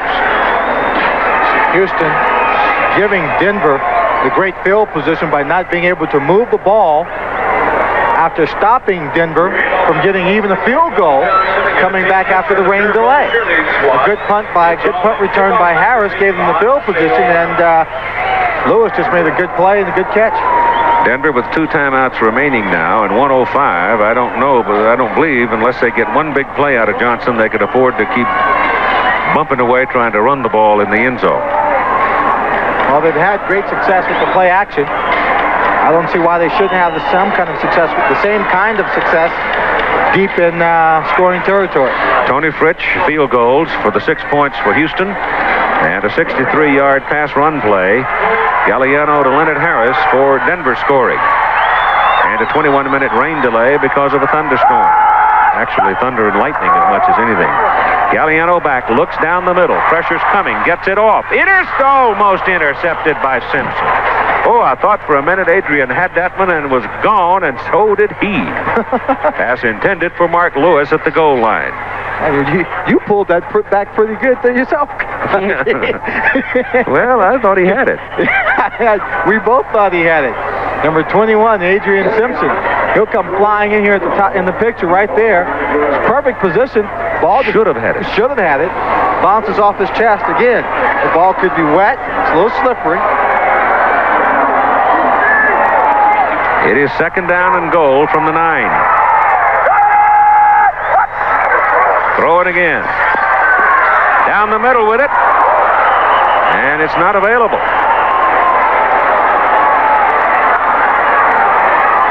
Boy, that's dangerous, taking it down the middle. There's not a whole lot of real estate to work with inside that 10-yard line, and it gets cluttered quick.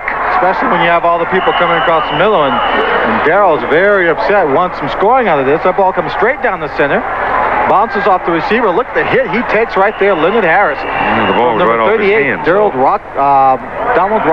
Rockmore. Durwood. The ball was right off his hands. That's true. But I think they're considering that, or thinking more about the hits they're taking this afternoon right now. Denver, timeout. Got 1 remaining. Stiegel, who is perhaps the fastest man out on the field for the goal, has been well contained. Very well contained. Maybe they're just not looking for him in terms of the reads that Bob Gagliano is getting. In case you wonder where the tight end is, Denver doesn't have one, neither does Houston. The run and shoot doesn't offer you the tight end. Well, what about a tackle eligible here? Well, you could run one. I don't think any of the tackles on this team are going to give you as much of a chance of making a successful play as you would have of giving Bill Johnson the ball or going play action and staying with your receivers. Well, they're certainly big enough. Especially with it being so wet. If it was a drier day, you could try something like that and have a greater chance of success.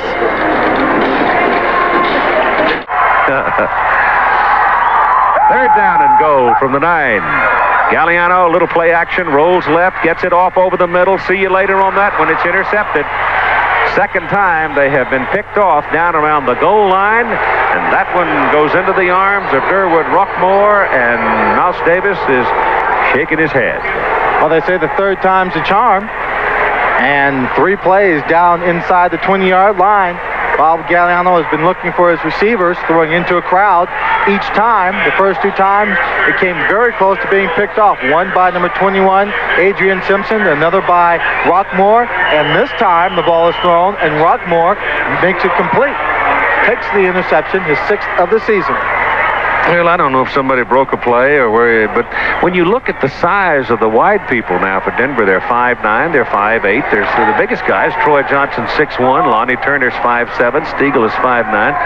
Who the heck's going to go up and catch it in that forest back there? Because all the defensive people are bigger. Somebody with springs in his legs. Dillon gives the ball to Todd Fowler. Less than a minute to play. He coughs it up, and Denver has recovered the football. So once again, here's the goal sitting down on the Houston side of the field. And right now, this has become a game of self-destruct.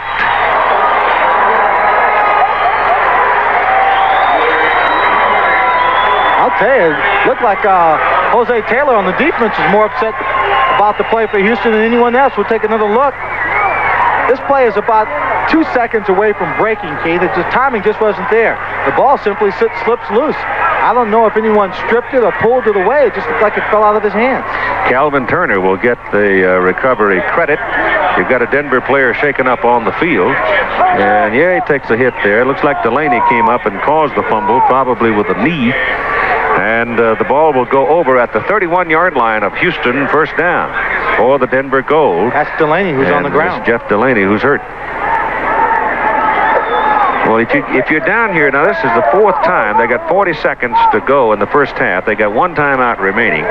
This will be the 4th time they've been down knocking on the door. And if they come away empty 4 times in the first half, I don't know what that can do to your psyche at halftime. I'll tell you what I'd call. I don't know what they have in their repertoire of plays, but no matter what kind of defense they have up there, I think I'd run a play-action pass, send 3 of the 4 receivers downfield, 2 of them to the outside, 1 down the middle on the post, and then take the 4th receiver and have them come across in a deep crossing route. I mean, that should spring someone open. Let your Bill Johnson stand there in the middle as a safety valve.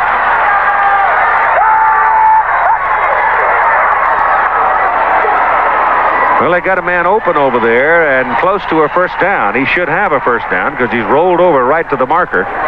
It's number 82, Lonnie Turner. And now he goes out. And they come back in to mark it, and the clock is rolling because they didn't give him the first down. They got 1 timeout remaining. Now they're at 18 seconds. Gagliano whips it out of bounds, and that'll stop your clock with 14 seconds to play. So they got 1 play left probably before they spend the timeout and go for 3. Unless, of course, they score. Unless they score. What a clandestine meeting that looks like. Darrell Davis grabs his receiver. He's held up against him. Listen, Lonnie, I want you to score. I want you to go in and call this play. And if you don't come home for supper. Just keep running into the locker room. There's Asmus. He's waiting for his chance. Hopes he won't slip on this. He had 1 chip shot. Yep. Ball's at the 21, 3rd and a yard. Passes away, pass is good to Mark Lewis for a first down at the 13 of Houston and 9 seconds remaining. They're going to call another play.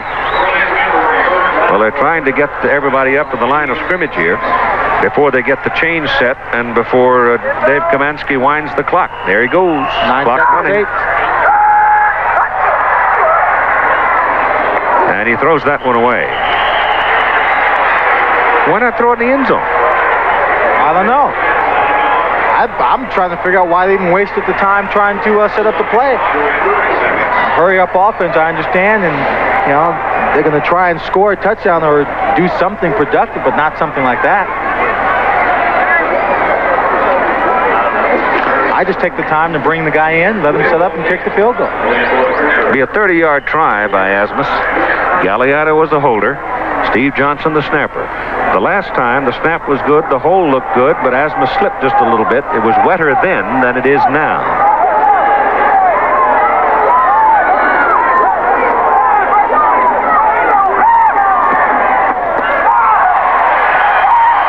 I don't believe it. Keith, he looked like he slid right past the football. When he came to approach it for his kick, looked like he just slid. His base foot slid right by the ball. They come away with no points. 4 times they've been down there banging on the door, and 4 times they have come up empty. Well, watch here. Watch his base foot. It just looks like it planted pretty solid. I take that back. He just missed it. That's incredible. Well, it's 7-6, Denver at halftime, and we'll be back with the halftime activities after this message and a word from our local stations. All of Denver scoring coming on a 63-yard pass run play, and that worked out like this, Gagliano going to Leonard Harris. And it was an excellent play. Gagliano getting great protection throughout the afternoon from his offensive line, able to peruse the field, read the secondary, and find the receiver. He finds Harris on the sideline, and the defensive back for the Houston Gamblers falls down, tripping on the dirt portion of the field, allowing Harris to go in for the touchdown, and he probably would have scored even if he hadn't fallen down. But Denver has been on the Houston 4, intercepted, on the Houston 2, missed a field goal, on the Houston 9, intercepted, and on the Houston 13, and missed a field goal. Now, what do? Go in the clubhouse and slam the door on your head, or what? No, your coach will just slam his fist into your helmet a few times. Verbally being upset with his team because there's no reason to come away with no points and all those scoring opportunities. It's one, a lack of concentration. Two, in these circumstances, poor field conditions, I think, led to some of the problems. And just not having that intensity to follow through with the play to get on the scoreboard. And you have to give Houston some credit. A couple plays were great plays for their defensive secondary, being around the ball, knowing where it was going. But they're down there knocking on the door, Swanee, and they're throwing that ball down the middle to little receivers with 195-pound defensive backs. Well, it does not seem like the logical place to go. They're crossing routes, running down the middle. It's very congested. Gagliano looked a couple of times like he wasn't throwing with any intensity. He didn't really put a lot behind it. One of the interceptions he threw it sidearm. Then bring it over the top of the shoulder. If you throw it hard enough, if your guy doesn't catch it, maybe it goes through the hand of the defensive secondary also. So there's Denver sitting here with a 1-point lead and a 10-5 record. If they win this ball game, they will be only a half game behind Oakland. Houston, I guess, more than Denver right now would be under the gun, because if they lose this ball game, they're still short of 10.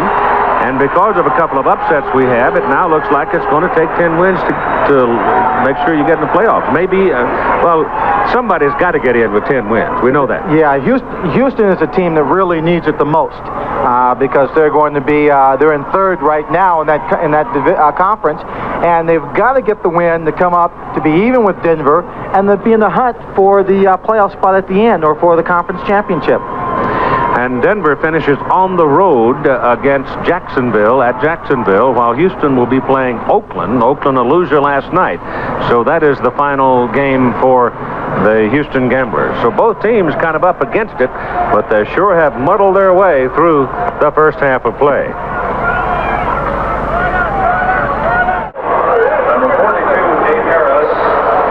During halftime, they were working on the infield that we told you about that was so bad after the rain. I was talking to the groundskeeper. They have put ground up corn and corn cobs on the infield, which absorbs 2, 3, maybe 4 times its weight in water. So it is sucking up the water now, and the mud has been somewhat solidified, Keith. Any more rain, it'll be like cornbread and buttermilk, though, I'll tell you that. That'll really be a mess. That doesn't look too bad right now, and you could actually see a little brightening on the left-hand side of the stadium as the second half begins. The kickoff by Houston is taken back on the 4-yard line by Lonnie Harris, and Harris goes down in the cornmeal mush up around the 20-yard line. So Denver leading 7-6. We'll have first possession of the second half. They had 4 opportunities to score inside the 10-yard line, and they did not. So let's see how their performance, if it is in fact affected by it, it's got to be frustrating. That's what we were detailing for you at halftime. Look at that. I'll guarantee you one thing. That must have stirred up a little oratory from Mouse. Oh, I'm sure it did. They should be well out in front, and he feels that that kind of play was the reason they lost the first game against Houston this season. On first down from the 20, Gagliano looks down the middle, runs away from some of the pressure, but can't get away from it all. And he really didn't have anybody to throw it to. Billy Johnson had come out of the backfield, but by the time he could pick up Billy, it was too late. Excellent coverage by the secondary. Pete Caton was actually blocked to the far side of the field, but when Gagliano started to move across the field in that pocket, escaping some pressure, he ran right into his arms. So far in the ballgame, Keith, it has been a defense on both teams that's come to life, played the kind of football they have to play, to give their offense an opportunity to score and take control of this ball game. But the offense have come up very short on both sides. Gagliano disappears in the rush. Good penetration by the defensive people for the Houston Gamblers, and once again there is a loss on the play, back to about the 15-yard line. I tell you, the front four, Swanee, Browner, Hughes, Taylor, and Caton, and particularly Big Pete Caton, boy, they are really getting some pressure on. Oh, they certainly are. There are times when Gagliano has had excellent protection, but more often than not, they've been able to put pressure on them, control the line of scrimmage, and when he tries to make that real shallow rollout and look for a receiver, he's got big bodies all around him. Ball is back near the 14 now. Blitz steps away from the blitz and gets the pass off down the middle, and it's caught for a first down up at the 35-yard line by Leonard Harris. So Harris has been the big play man all day for Denver. And on third and long, he gets him off the hook. He gets his little taste of the cornmeal mush, as you call it. He gets up right away, trying to brush it off his uniform. He shouldn't have to worry about that. His third reception of the day for 150 yards. If the sun came out bright and hot, you might have hush puppies out there at second base. Oh, no, you didn't say that, did you? Hush puppies. Yeah. Call me when they're ready. First down. 35. Running play. Bill Johnson. A couple of yards. That'll do it. They've handled him so far today. The Hawkins brothers stepping in to stop that one. Yeah, they were loose and ready to play this afternoon when I talked to them before the game.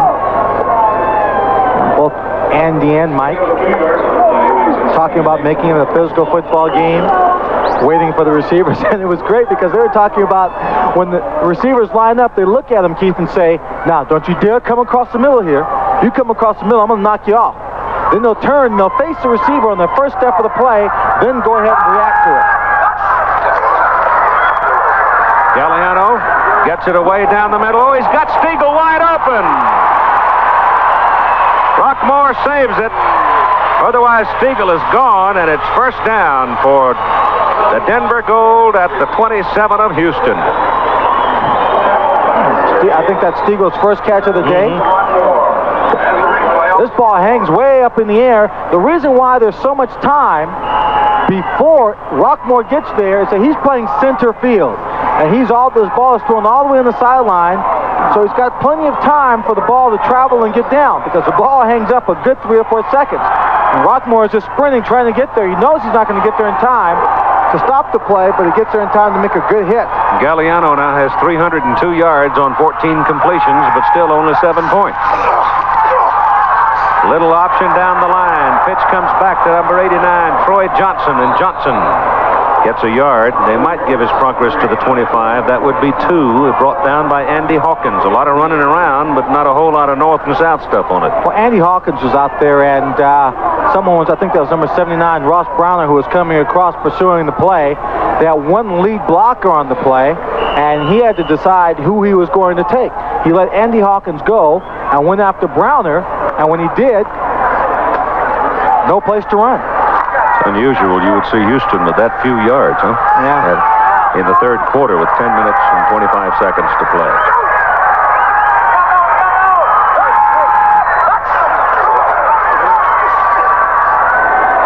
Gagliano goes big with it, and it's picked off in the end zone again by Rockmore, his second interception of the day, and he's coming out with it. And Mark Lewis grabs him by the hind leg and brings him down out around the 7, and we got a fight.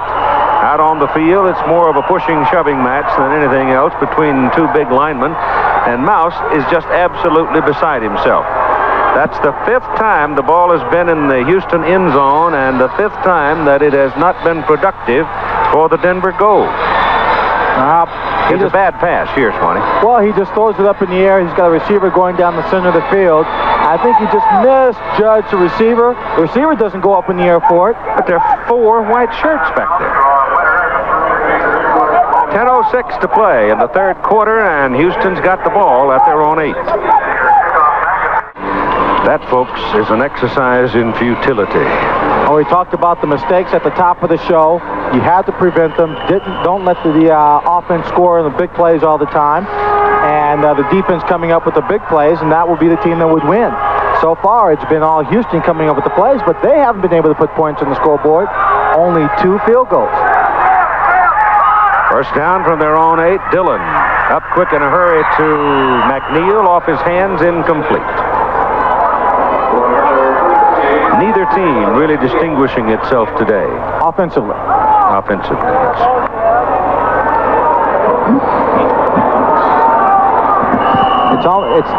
This game is up for grabs. This game is like the bait just dangling out there waiting for anybody who wants to take it. Like no one's taking it. King salmon swimming around your herring. Hey, just, reel that baby in.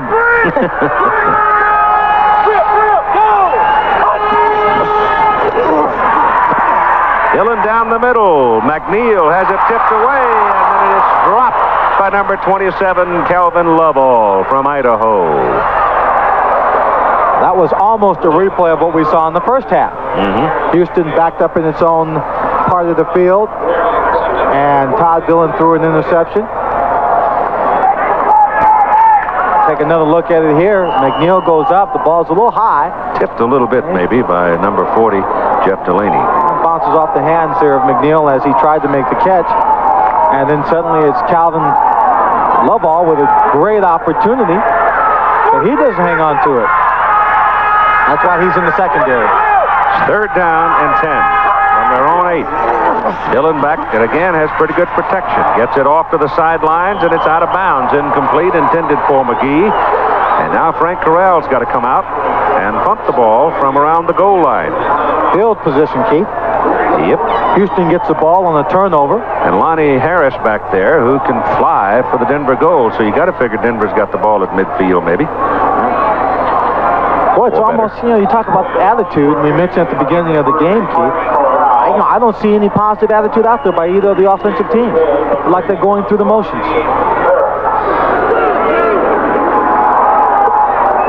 Corral's 2 previous punts were 47 and 43 yards.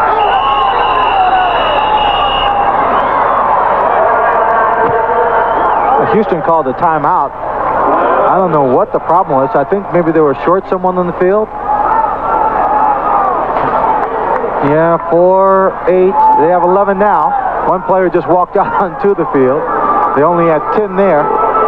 And Frank Corral didn't want to have to try and make a punt, being 1 short in protection. End up with a safety. The total offense story, Denver has 325 yards. And Houston has 161, and so far this has been the fewest points in a game by the Gamblers in history. Their previous low was 14 points against Baltimore. 7-6, Denver leading. In a game of missed opportunities. We did expect a very close football game, but what did I say the score could be, Keith, at the top? If there was no defense, 35-42. We'd be lucky if the combined score here got to 28.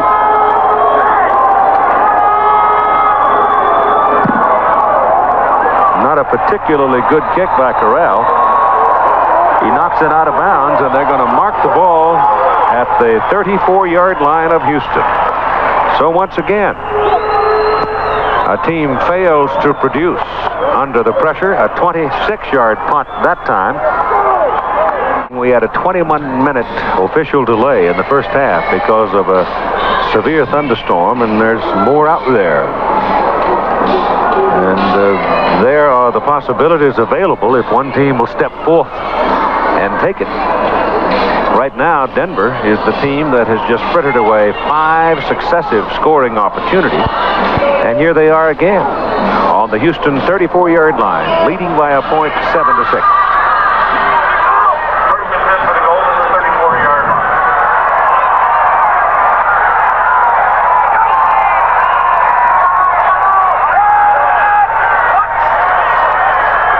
Play action, pressure coming, backside Browner, the pass is away, pass incomplete, in the neighborhood of Gilsteagle. Okay, Denver having possession now in good field position. Now I know I had to ask myself what could possibly go wrong now, but it's probably a question some of the players might be asking themselves. There was Jose Taylor, 93, that was putting the heat on. Jose looks like he's slimmed down a lot. Look at that. He's downright svelte. Svelte at 270. 34-yard line of Houston. Second down, 10, Denver.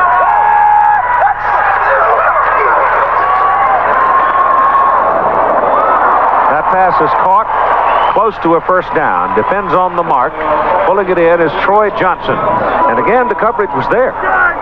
Coverage right there. All kinds of people around the football. Troy Johnson just went up in the air and pulled it down. Good play on his part. They don't give him the first down. It's third down and maybe a foot.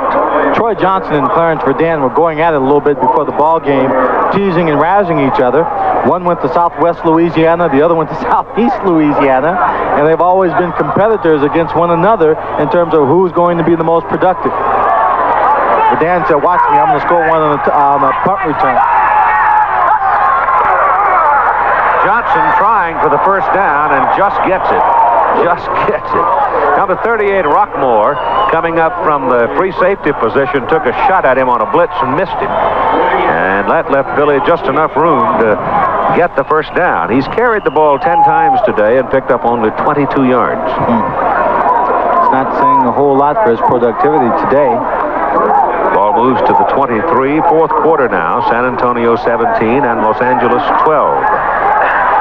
I thought in this ball game today, Keith, it might be a game where you could see between 90 and 100 passes thrown. But because of the weather, I think we're quite a bit away from that.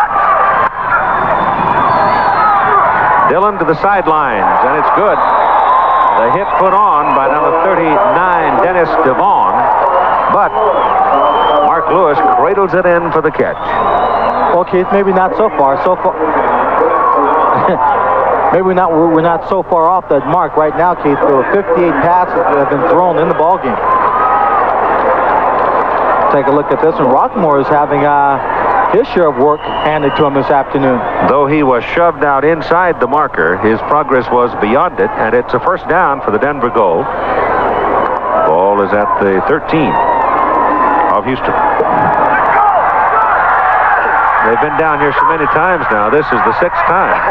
They've been down here knocking on the door and come away empty the first 5. Dillon puts it in the end zone. No! That could be interference, but he won't get the call. Nope. Mark Lewis is screaming about it.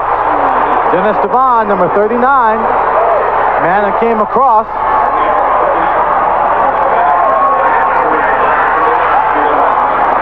I say Dillon, I meant Gagliano. Bob Gagliano. The pass was pretty good that time by Gagliano, but it was off the hands, and there's no question but what Devon here is going to shirt tail him right here. See him? Yeah, he wraps the arm around him as he throws his body in front.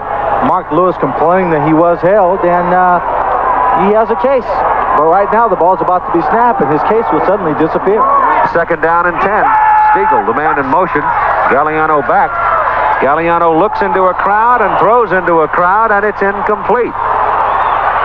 And now we get a little ruckus going on down here between the would-be receiver Lewis and the defender Devon, and they separate him. Yeah, Lewis is still upset, not getting the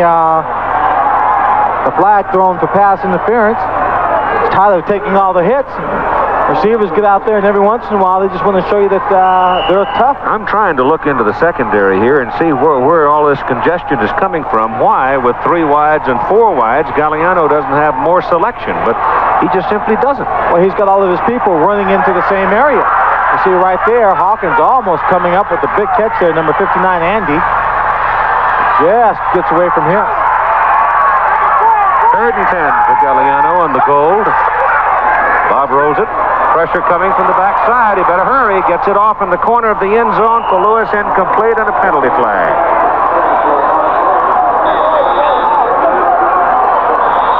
And I think it's number 77, Pete Caton, who's still on the ground over there on the sideline. And boy, if you couldn't hear his footsteps, Keith, you could feel them. You bet. Well, they got an ineligible man downfield that time against Denver. So once again, on 3rd down, they missed connection in the end zone. And now they're looking at 4th down. And out comes Jim Asmus, I would think, for another field goal try. Denver's field goal percentage for the year is 11 out of 25 for 44%. That includes Brian Spielman, who is now no longer with the ball club. And the ball now with that penalty comes out to the 23 and makes it a 40-yard field goal. Well, he's missed from 19. He's missed from 30. Now we'll try one from 40. He could be talking to himself at this point. Well, if they come away 0-6 after this, wow. The best thing to do is just to walk up to it and kick it like, you know, you've been making them all along. By golly, he got it. So a 40-yard field goal by Asmus finally breaks that string of futility for Denver, and the goal goes out to a 4-point lead, 10-6 over Houston. 15 and 16, and U.S. Open coverage will replace the USFL next weekend. The motion trip and the X is like on the numbers. Yeah, that's right. Okay? That's right. And when he's on the numbers, they're going to run that. Corbell is the man in the middle. Verdun's not out there. He's got a sore shoulder. Is he going to come with it? He certainly is. From 3 yards deep in the end zone. Breaks it to the outside. Vince Corbell from Rice. Penalty flag goes soaring through the air as Vince comes back to about the 37. I suppose you can wipe off another good return because of an illegal block. We'll see in just a moment. He started to bring this one up straight down the middle and looked to the outside and saw no one there. Wisely took it there to pick up big yardage. Looked like there was not a single soul out there with a white jersey who could be caught for any kind of illegal blocking or holding. Above the waist, number 36. Will be a first down. 6 minutes and 32 seconds. Back it goes. There's the kick right there. Oh, and right there, Jim Asmus slips and twists his ankle on the kickoff. Now watch him getting up. He starts to run. A little bit of a limp there. Not much. I think he'll probably be okay. Now he has to go in and get on the tackle, which doesn't make him any happier. The penalty moves him from about the 34 or 33-yard line back to the 10. Ricky Sanders is back in the game for the Houston Gamblers. Handoff goes to Sam Harrell, and Sam picks up 4 to the 14. Number 29, Sam Harrell, the ball carrier. Well, both teams are run and shoot. Both come basically out of the same philosophical mold offensively. They practice against each other, so the defensive people, as Lynn Swan has pointed out consistently, know exactly what the offensive movement involves. Well, the Express has come back now to make a ball game of it. San Antonio is now 24-19 Gunslingers. And the ball is at the 14 for the Houston Gamblers. They trail by 4 here at Mile High Stadium, 10-6.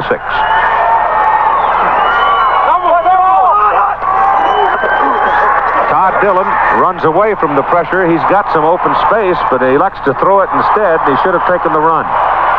But he was dinged earlier and came away with a sore back, and I suppose didn't want to take any more punishment and chose to try to throw the ball to Vince Corbell and didn't work. I'll tell you, the way these teams are executing the run and shoot offense, Keith, It's like they got a gun loaded full of blanks. Nobody's doing anything right. Defensive secondaries are playing well. The offense just has not been able to spring people in the open. The running games have not worked for either team. Dillon is 2 of his last 11. He's completed 2 of 11. His last 11. He's a little shorter than Kelly, but perhaps a little more mobile. It's 3rd down and about 6. Dillon gets it away to Richard Johnson, and the former Buffalo from Colorado has a 1st down for the Gamblers up across the 25. Well, Johnson hasn't seen the ball much today, has he? Only twice. Yeah. He's one of their bread and butter guys. Yeah, but I think he's also one of the people that the defense would concentrate on. Probably. And understanding how the run and shoot offense works to cut off the number 1 receiver, and at least you're on your way to defending it. Gamblers with a little daylight now out on the 27.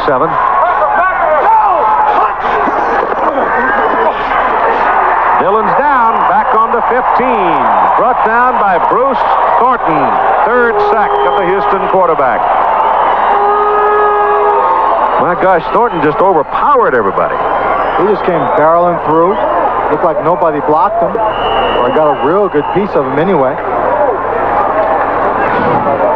Take a look at it here. Coming in from his left end position. Number 70 had him by the coattail, Tommy Robeson. Illinois.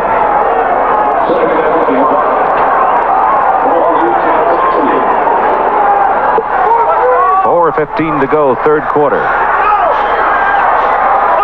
2nd and about 22. And catching the ball and being thrown down immediately is Todd Fowler out of the backfield. Number 50, Stan Blinka. Got him in a hurry. Keith, a lot of shoving and pushing and attitudes flaring up after the tackles.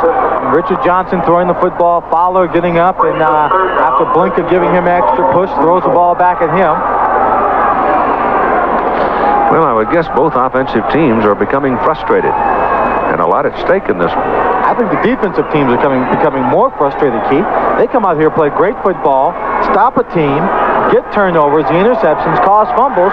They give the offensive ball and say, hey, have at it. And the offense says, I'm not here today. It's 3rd and about 13. Hit as he threw.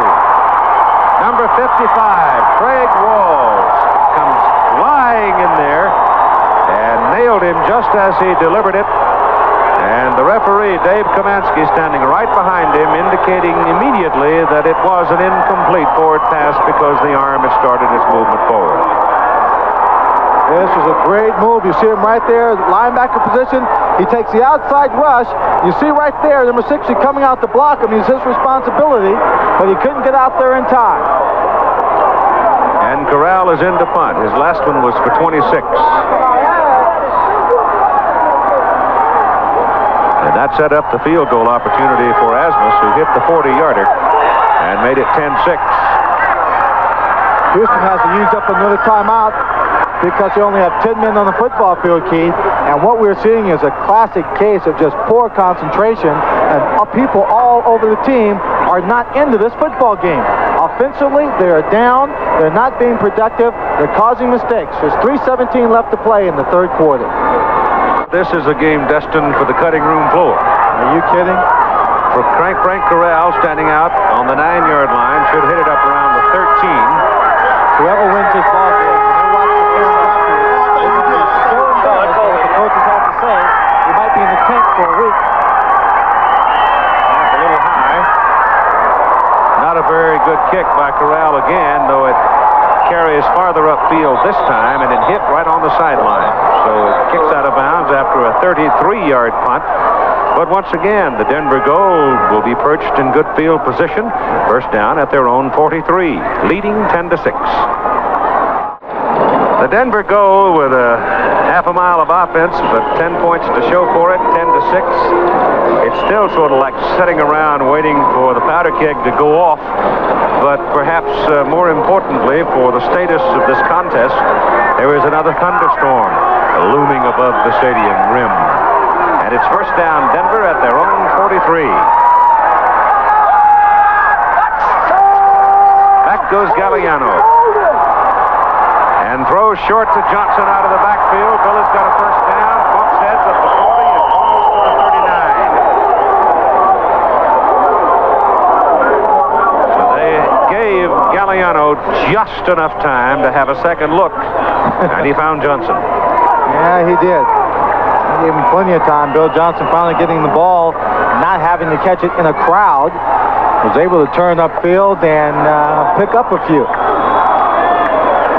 Reggie Vonner, number 41, the man who came over to make the stop. I thought Bill was going to try to knock his helmet off, Keith. Ball is at rest on the 39 of Houston. The whole ball game's been played, it seems, on the Houston end of the field. It has been. Houston men got back, give it to Johnson, a run play, pops one tackle at the line of scrimmage. Down goes a penalty flag from the pocket of the umpire. Looked like he threw it at number 52, Tom Davis, the center for the Denver offense. Says, aha, I caught ya. Poor old centers, they're looking at the world upside down, people beating on them, and they probably get flagged more for holding than any player on the field. That's why they don't have any necks. That's right. Tom's been around a while. He's out of Nebraska, where they just seem to produce one great center after another. That's true. But I still say the best number 52 I ever saw was Mike Webster. Not bad. Kind of partial. He also wears black and gold, but it's in Pittsburgh. He's worn out a lot of weight rooms. Who is that guy? What does he have on his head? Yeah, you look like you're from another world. He's got a tank up there, siphoning in his tank. Gagliano gets it away. He's got it in. It's caught for a first down at the 23 by Leonard Harris. One more time. Leonard Harris again with a big play. But he disappears when he gets down here inside the 10-yard line. I don't understand. The ball is now in possession of the Denver Gold. Keith is at the 20-yard line. It's the twilight zone. What is going to happen next? Harris makes a good catch of a low pass and rolls upfield for a couple more yards before they touch him, and the ball's dead there. Leonard has caught 4 balls today for 177 yards. And how many touchdowns? One. The only one.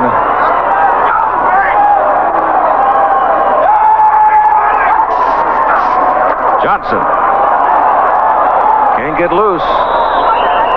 Somebody had a look like Ross Browner had a hold of him, and Ross big and strong enough to hold on to him. Kiki Diayala had him about the shoelaces. And here comes the thunderstorm. One more time. Well, the thunderstorms came when Denver had the ball in roughly the same position. They moved it down to about the 5-yard line. We had a rain delay of 27 minutes or 21 minutes. They came back out and couldn't score. I hope history is not going to repeat itself here with a rain delay. Second down and 9 from the 22 of Houston. Gagliano running away, gets it off. Johnson's got it. And he's thrown down by Diallo. It was down the 20-yard line. It was that slim, trim Hosea Taylor, Keith. I was chasing him, and that is the end of the third quarter. The USFL, Houston and Denver on ABC.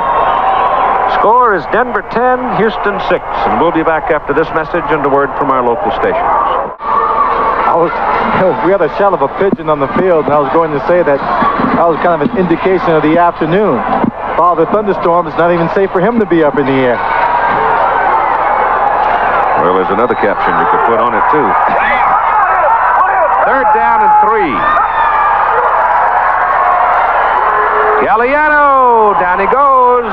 Storming up the middle was Kika Diala, the big old middle linebacker from Texas, and he lays him down back around the shortstop's position. And I tell you, he came in here with an escort, Keith. He had Andy Hawkins, 59, had 77, Pete Caton, who you'll see right there coming into the picture. There's no chance for Gagliano. I was just thinking what it would be like to be in Mouse Davis' shoes till a day like this, huh? Or Jack Pardee's, for that matter. Tough day. Tough day for the quarterbacks, too, because both of them have been boxed around quite a bit. You got 14 and a half minutes to play in a football game. That means a great deal to both teams. It is 10-6, and here comes Asmus out now to try a 47-yard field goal. He missed from 19, missed from 30, hit from 40. He has the leg. But does he today? From these circumstances, out of that loose stuff, he gets it up. And he made it.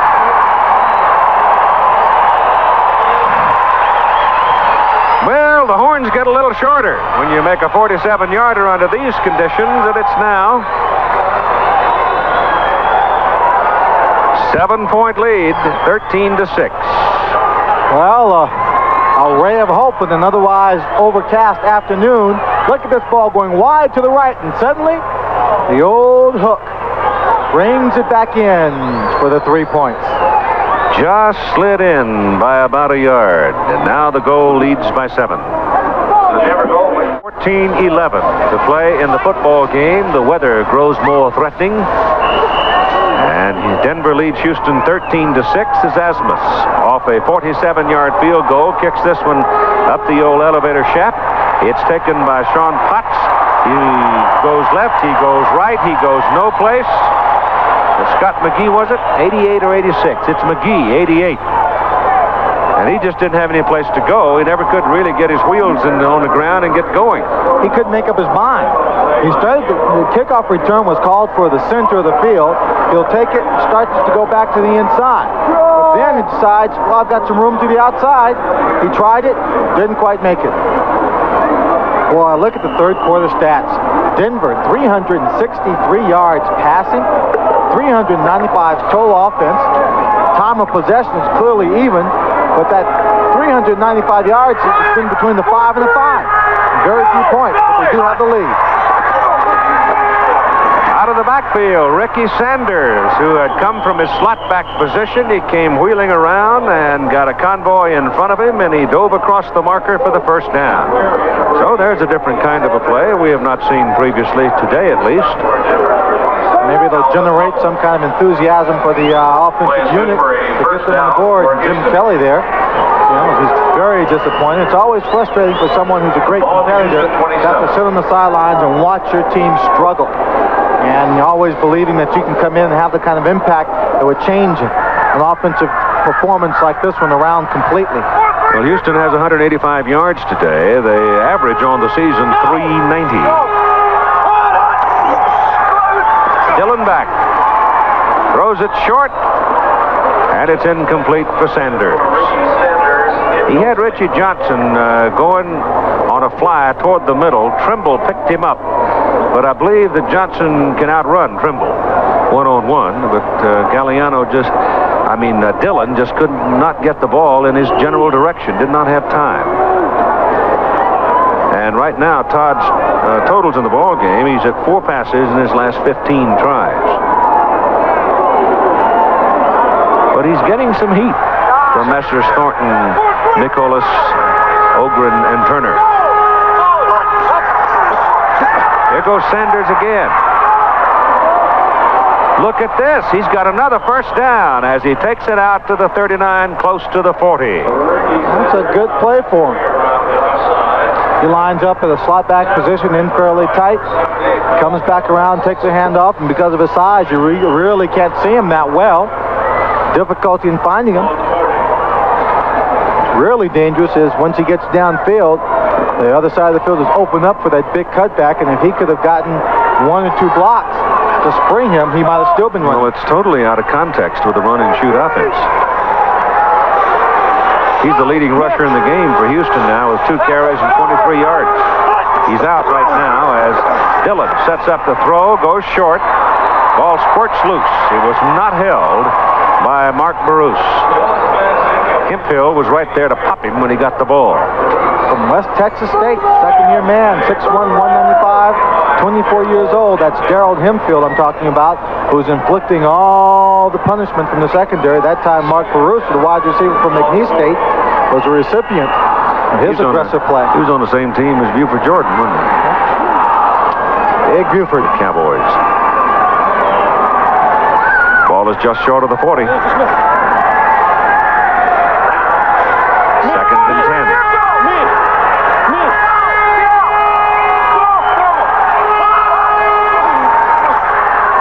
Dillon pops it down the middle. Baruch trying to one-hand it, can't come away with it, as he then absorbs some punishment, and it brings up third down and 10 for the Gamblers. That was Jeff Delaney that came up and made that hit. Sanders coming back, McGee coming back. Baruch will come out. So they've got Sanders, McGee, McNeil, and Johnson. I'd like to know what is really going on with this offense that they're so unproductive. I mean, you know, Todd's not having a great day, but I don't think all the blame should be placed on Todd Dillon. They go to that same, Sanders is going to throw the ball and misses McNeil. Well, Jack Pardee willing and John Jenkins willing to go to the new page in the playbook. Gimmicks. And that didn't fool anybody. No, it didn't. They were looking for the play. They had more people to that side of the field.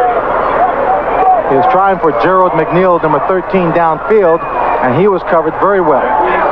And Corral is out now, and Frank's going to have to hit it from the dirt portion. Lonnie Harris and Nate Harris, they've sent 2 men deep because they don't want that ball rolling around if they can help it. They split them quite a bit, so they're standing along the hash marks back inside the 20. The good news is that Houston has 11 people on the field. Yeah. Wasted 2 timeouts. There's pressure on that one and almost blocked. The catch is made downfield at the 23, 37-yard punt, no return, and Frank Corral had some heat on him that time as he delivered the punt. 12:29 to go in the game.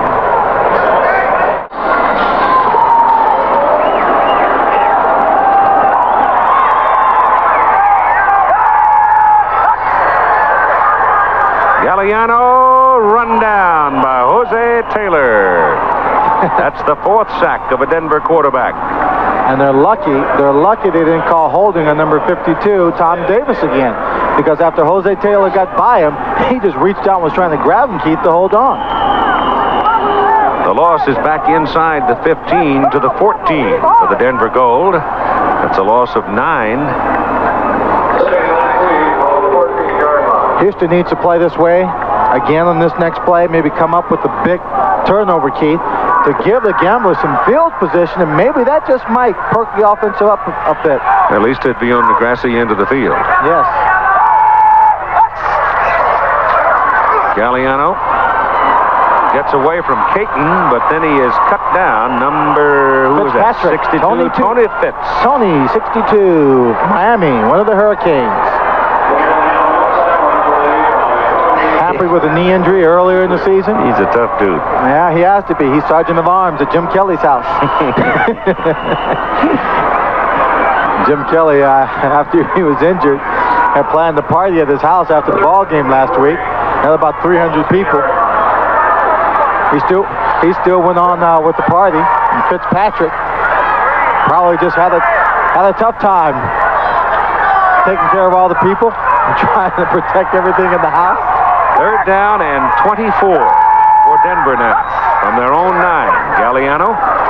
Caton's after him again, misses him in the end zone. Now he throws it to Billy Johnson, and Johnson is knocked out of bounds. Reggie Vonner came up and hit him, but Billy is short of the first down. Up at the 28. And the punting team comes on now for Denver, so Houston should have pretty good field position as McNeil goes deep with 10:56 to play in the ball game.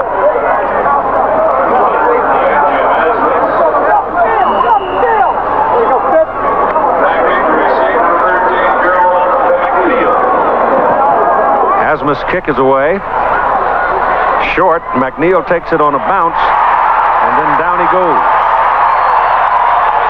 Well, you can do that with a 140-pounder. Nate Harris cut him and slammed him down after a 44-yard punt. Now, the ball bounced. He was going to let it go, but didn't want it to continue bouncing forward. And right here, this little doggy was wrestled down into the mud. Still fair field position for the Houston Gamblers. They'll have the ball at their 27. Slingers put on a 70-yard drive with less than 2 minutes to play. Rick Neuheisel scored from the 1 with 15 seconds on the clock. And San Antone beat Los Angeles 31-27. Well, this has been the best field position in some time for the Houston Gamblers. It might even be the best in the game. From the 27. Dillon gets it away in a hurry. The pass is good to Scott McGee. He's got a first down as he comes out to the 43-yard line. So, bang, bang, they're now out toward the middle of the field. 10:20 to play. Gerald McNeil has not been in the offense today. He has no catches. And his one punt return for 0 yards. A few balls have been thrown his way. They threw 2 plays in a row to Gerald McNeil, 2 passes. Both of them were high. He was not able to hold on to them. One resulted in an interception. He's little, but boy, he's a burner and tough.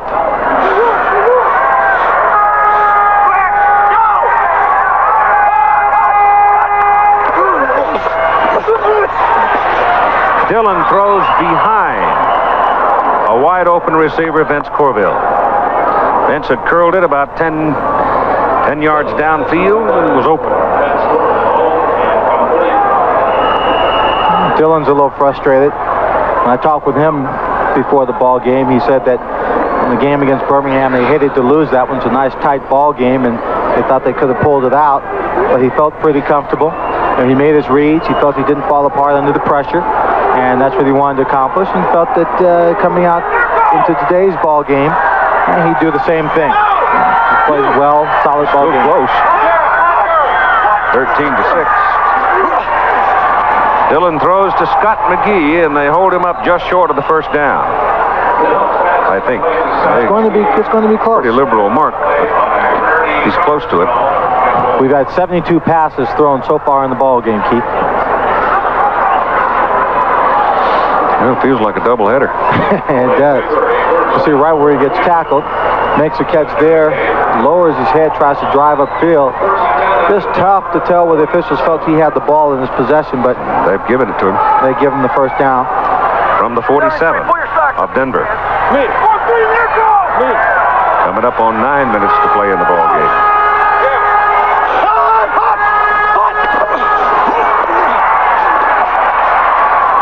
That's Ricky Sanders, and he's loose. The field is wide open. Up. And Sanders is inside the 10 and down at the 7.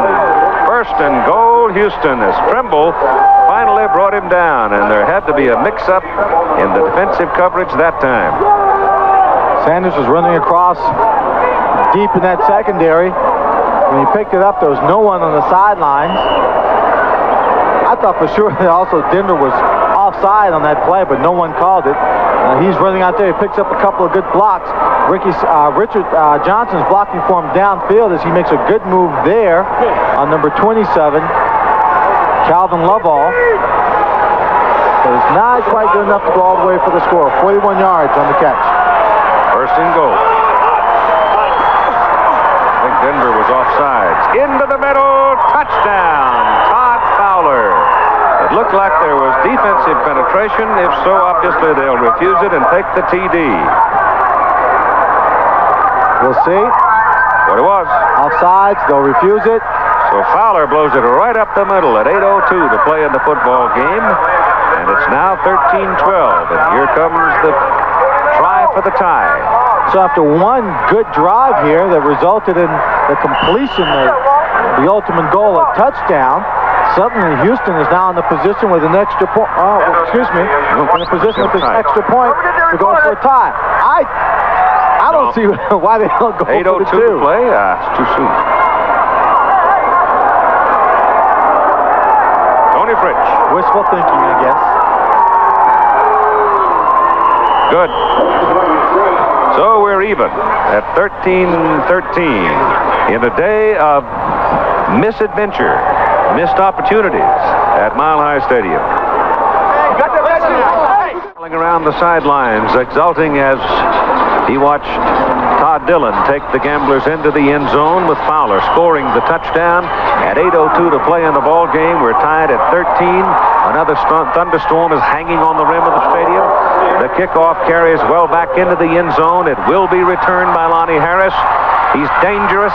He pops to the outside. He's got some help. He's out to the 34-yard line. Frank Corral, the kicker, finally helped bring him down. Boy, he's exciting, isn't he? He is very exciting. He's done a great job of giving Denver excellent field position every time the Houston Gamblers have kicked off.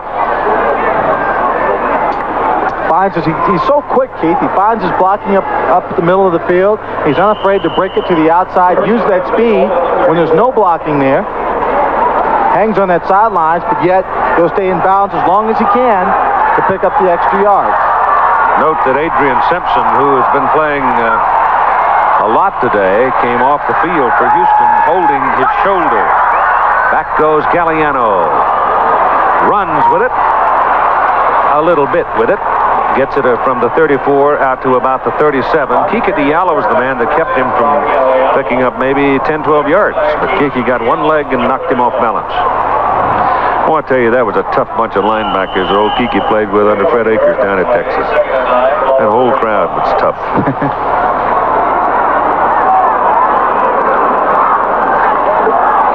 Jeff Lighting, yeah, he was part of that bunch. Inside 7 minutes to go in the ball game. 13-13 tie. Second down, 9. They mark him back on the 35. Gagliano, good protection this time. Oh, the ball's tipped. Just as he threw it, the ball was tipped. Regardless what Mike Mitchell did to the intended receiver, Mark Lewis, since the ball was tipped at the line of scrimmage, it doesn't apply. I don't know that Mike fouled him. It was close, but it doesn't matter. Nope. I think that was Browner, number 79. He came in there and tipped the ball. We'll take another look. There's Gagliano. He's throwing, and right there, the big hand comes out. 6:41 to play in the game. How do you feel about OT? I'm not real happy about overtime. That's why I was wishing they'd go for 2. 3rd and 9. Caton's after him. Gagliano got it away and a little bit behind Mark Lewis. He couldn't pull it in. And so it brings up a 4th down. Once again, the Houston defense playing very well, stopping Denver. Let's see if the offense of the Gamblers can put it together for 2 drives in a row to move down the field, because that last drive was very impressive. Right here, Denver needs a big hit from Asmus. Jim will hit it from around his 30. Right no now, one back McNeil's there. going back now. Okay.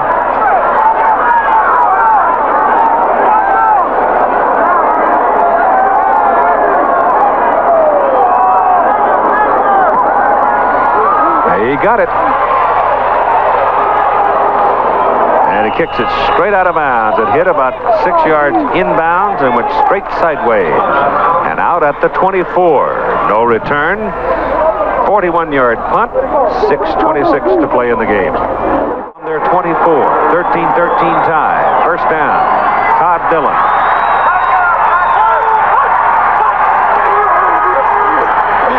Wings it off to Ricky Sanders, and Sanders is brought down by Jeff Delaney. And maybe a yard. Tim Brandt now.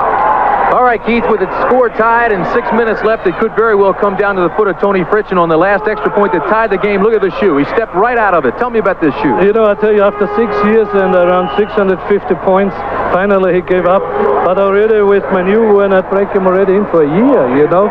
So I think the shoe did really his job. And it's a shame, you know, this game, but still I win the game with the new one, you know. All right, he's going to win the game with a new one, Keith. Dillon rolling and buying time. Goes back in the middle, short for Sanders. Had Johnson deeper, didn't want to risk it. And is incomplete to to Sanders. Before Tony Fritz will get the opportunity to win the ball game with his new shoe, move it. This offensive unit has got to move it down the field. Sanders today, 4 catches, 55 yards, carried twice on those sweeps for 23, and is 0 for 1 in passing. So Ricky's been involved. Yes, he has. 3rd and almost 9.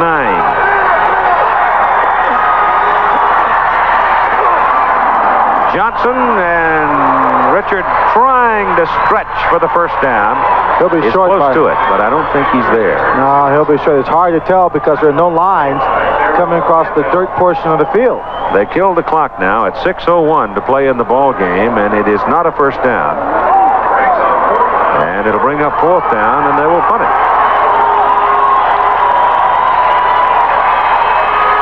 Corral's kicks, the first 2 were very good, 47 and 43, 26, 33, and the last one 37. Lonnie Harris is backed up, and he's been spectacular all day, running kicks back for Denver.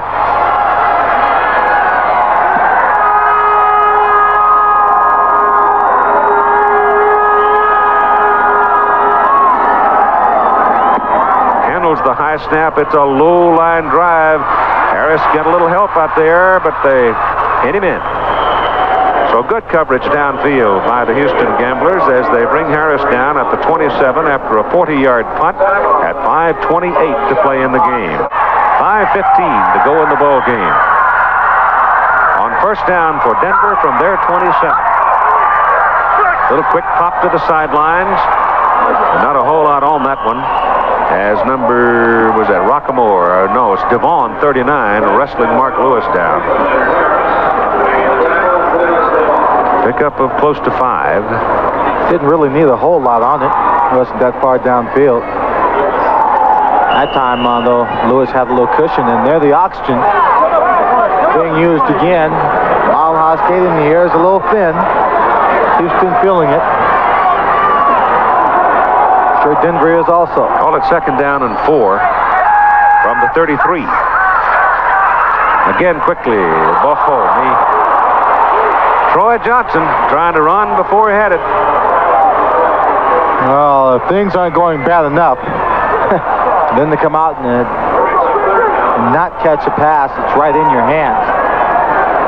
Well, this big old thunderstorm just keeps edging closer and closer, and if it arrives, I'm sure they'll be reluctant to delay the game much as we near the end of it. So if it does get sticky and windy and wet, it then becomes a matter of a mistake, possibly producing the decision.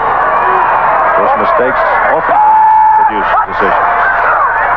Gagliano again very quickly going for the first down and just gets it. Just got it that time with Mark Lewis. Same kind of a play, but to the other side of the field. Mark Lewis is limping. I don't know if he twisted his ankle on the play. He's just walking with a slight little limp. I'll tell you, I'm not so worried about the thunderstorms, Keith, in the sky. And I'm sure that the Denver Gold aren't really going to worry about it too much either. But the thunderstorm I'm worried about is one that's brewing inside of Mouse Davis. Yeah. This team has had opportunities to just lock this game away. Put it away. I mean, it just... First down from the 38. Billy Johnson. Kika Diala gets him and holds him to a yard pickup. Time now becoming a factor. 3.5 minutes to play. It'll be 2nd down and 9. Asmus has already kicked today a 40-yarder and a 47-yarder, but he also missed from 19 and 30.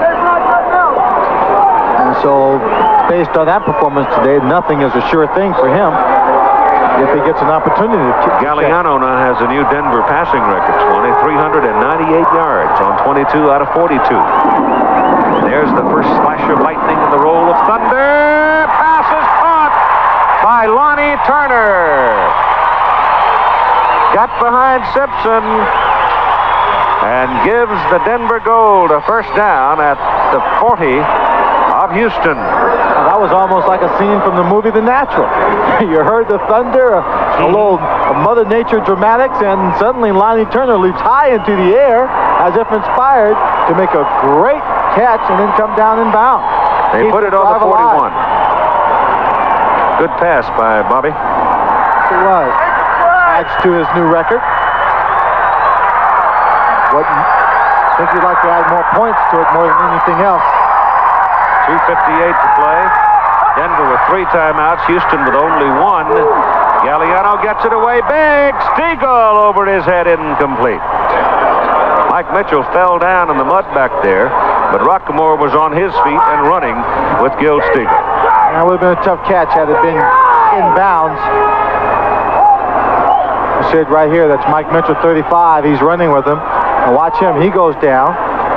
The ball is well overthrown, but Rockmore is right behind Stiegel. Jose Taylor now hoppling off the field, dragging a leg a little bit. So for the moment, the Gamblers lose his force as a defensive pass rusher, but send in Cleveland Crosby.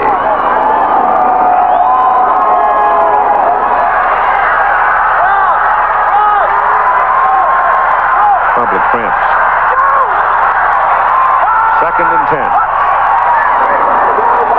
Gagliano with time.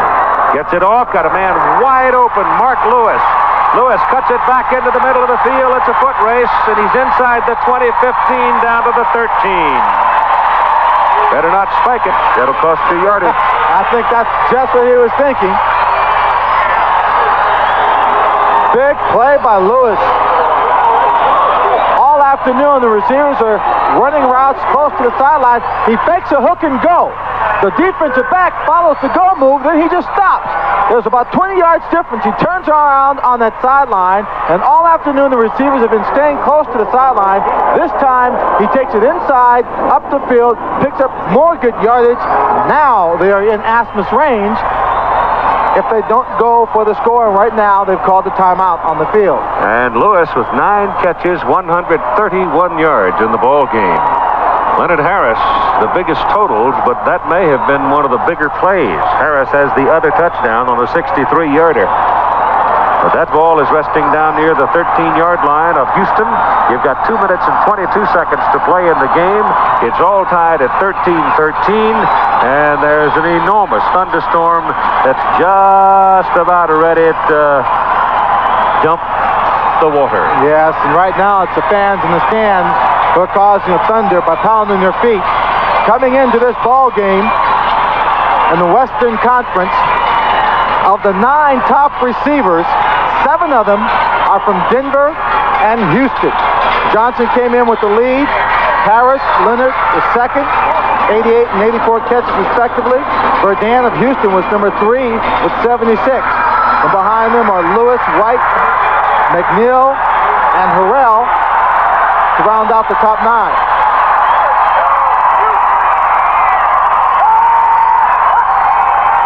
Gagliano to Johnson. And Bill Johnson will pick up a little, not a lot. He got over there on the dirt portion and he couldn't turn it sharply. And Billy has yet to get up.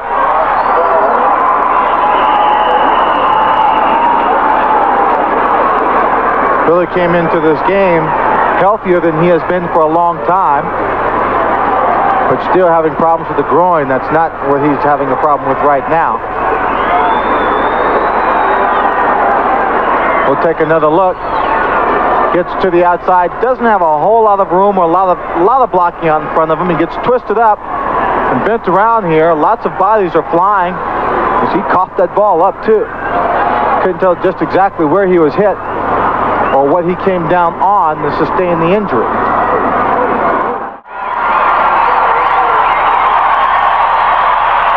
Well, he finally gets up and trots off the field. That brings in Todd Gearhart, because now in this territory, at this end of the field, they need that big fullback in there for pass protection, if nothing else. Oh, certainly.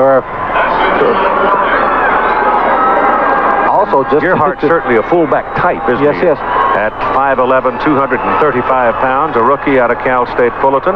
And we've got 2 minutes to play in the football game. A 13-13 tie, and right now Denver holds the threat. 13 tie now. 2nd down and 10. Denver's ball on the Houston 13.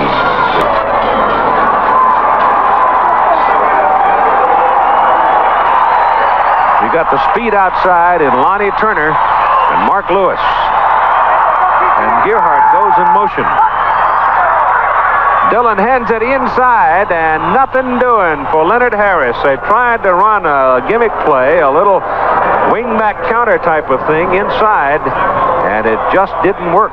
Fitzpatrick got involved with it, and Tony Fitz put it away. At USC, when I was playing flanker, we used to run that play from a close flanker position. We used to call it 16 duck.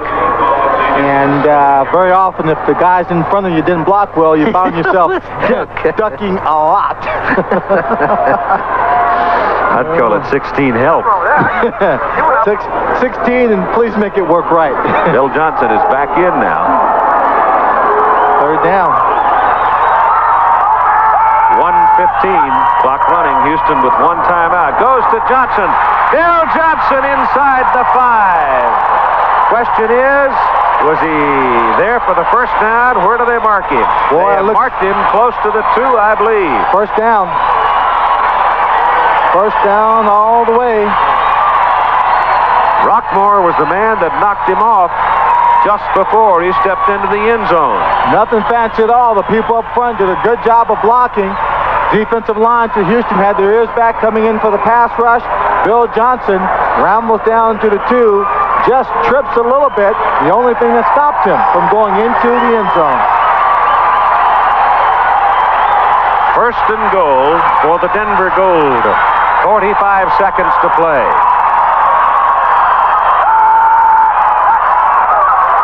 Gagliano on a quarterback sneak is held short of the goal line. Stop the clock, why don't they? There we go. They do at 29. Now, Denver with 2 first downs remaining, stop the clock at 29. I guess they figure that they get 2 pops at it. They got to be able to stick it in the end zone. I'm going to second guess Darrell Davis here a little bit, Keith. He's got Bill Johnson back in the ball game. They're on about the 2-yard line. Why didn't he just give it to him and let him use his power to go ahead? He's got a better shot at getting into the end zone than Gagliano. I can't answer your question. I know. Just posing the question. Billy probably winded a little bit. Element of surprise, probably a factor. A little bit of glory for Bob Gagliano, who's had a heck of a day. Keith, 46 seconds on the clock. 13-13 tie. And the offense has made a heck of a lot of mistakes inside scoring territory. Amen. Hey, forget about the glory. Just get the win the best way you can. They could have blown this thing wide open. 5 times. They went 0 for 5 in scoring opportunities before they finally broke through with a field goal. Right.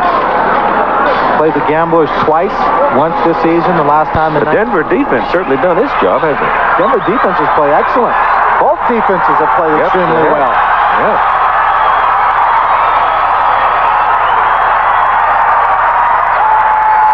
It's got to be Johnson. Billy's got it. Won't get there. Pete Caton, 77, Kiki Diala. They still let the clock run down, Keith. 15, now they stop it at 16. Denver, they've got 1 remaining. Houston has none. So Houston can't kill the clock with a timeout. And it's just now starting to rain a little bit. And Houston lost all of its timeouts when they had only 10 men on the field, or 2 of them. Ended up using their timeouts to stop the clock so they wouldn't be penalized. This is the fewest points in a ball game in Houston Gamblers history, this being their 2nd year in the USFL. Their previous low was 14 points against Baltimore. You've got 16 seconds to play in the game. Thunderstorm is waiting to put the field awash again. If Denver can win it, they'll be 11-5 and a half game back of Oakland. Houston drops to 9-7, still in 3rd place in the Western Conference. But it's only the 1st and 2nd place teams in each conference that automatically qualify, then the next 4 best records. So the Gamblers are going to be in a fix here pretty quick. Well, right now, they haven't. It's still 13-13. The rain's starting to come down. The ball is going to be a little bit slippery. The official has it under a small towel. He should have a larger towel. What if it starts pouring now within the next few seconds? And Asmus, when he comes out to try for that field goal. You got to pay attention right now to Johnson's footing to see if anybody slips. We don't have the same traction when the field is wet. Gagliano on a quarterback sneak, and he does not make it. He does not make it. 9, 8, 7, 6, 5. Timeout. And it's raining hard. Oh, it's raining hard. Oh, boy. It's PAT distance. That's point after. Chip shot time for Jim Asmus. He's 28 out of 29. But now it is raining hard. Gagliano holds. Greg Loberg snaps. And Asmus will kick with 5 ticks remaining on the clock. He missed his first 2 field goal attempts in today's ball game. Came back, made 2 others to bring them to 13. Nothing is a give me in this kind of situation. The problem here is that he's got time to think about it. He'll come up to it. He doesn't need to kick it hard because he's so close. At the same time, he doesn't want to just come up and punch it because if he does, he may not kick the ball high. It could be blocked. He may not have the follow-through. After what has happened today, if he should miss this, I would just keep right on heading toward Hawaii. Well, they'll have something else hanging besides the American flag from Mile High Stadium. Oh, me. 5 seconds on the clock. It's an 18-yard, officially 18-yard field goal try to win it. Low snap, down, kick, good. Gagliano had a low snap to handle, but Bobby handled it. And 1 second remains on the clock. The Denver Gold in the 2 games we have broadcast this year have demonstrated a flair for the dramatic. They've won those games in the last quarter. Just watch this. The ball slips.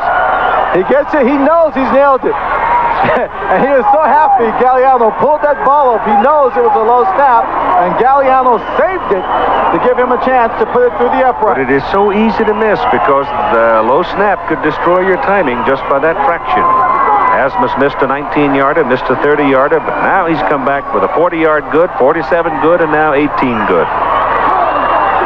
1 second on the clock. If the ball goes into the end zone and they don't bring it out and down it, they'll have 1 play at the 20-yard line. No, they won't kick it into the end zone. They will start upfield with it. They'll throw it back across the field on a lateral and throw that ball around like a scrum here. I would have said it if you'd only given me time. You're right. They'll squib kick this ball, let one of the big linemen right up in front handle it, and the game will be over. It will almost, Keith, probably look like an onside kick. I would think. Might be even wise on Houston's part to put some small people up in that line. You know that they're going to throw that thing around. You would think they would. Look like Berkeley playing Stanford when he pitched the ball back and forth. No band on to go on the field, though. No trombone player for interference. That's right.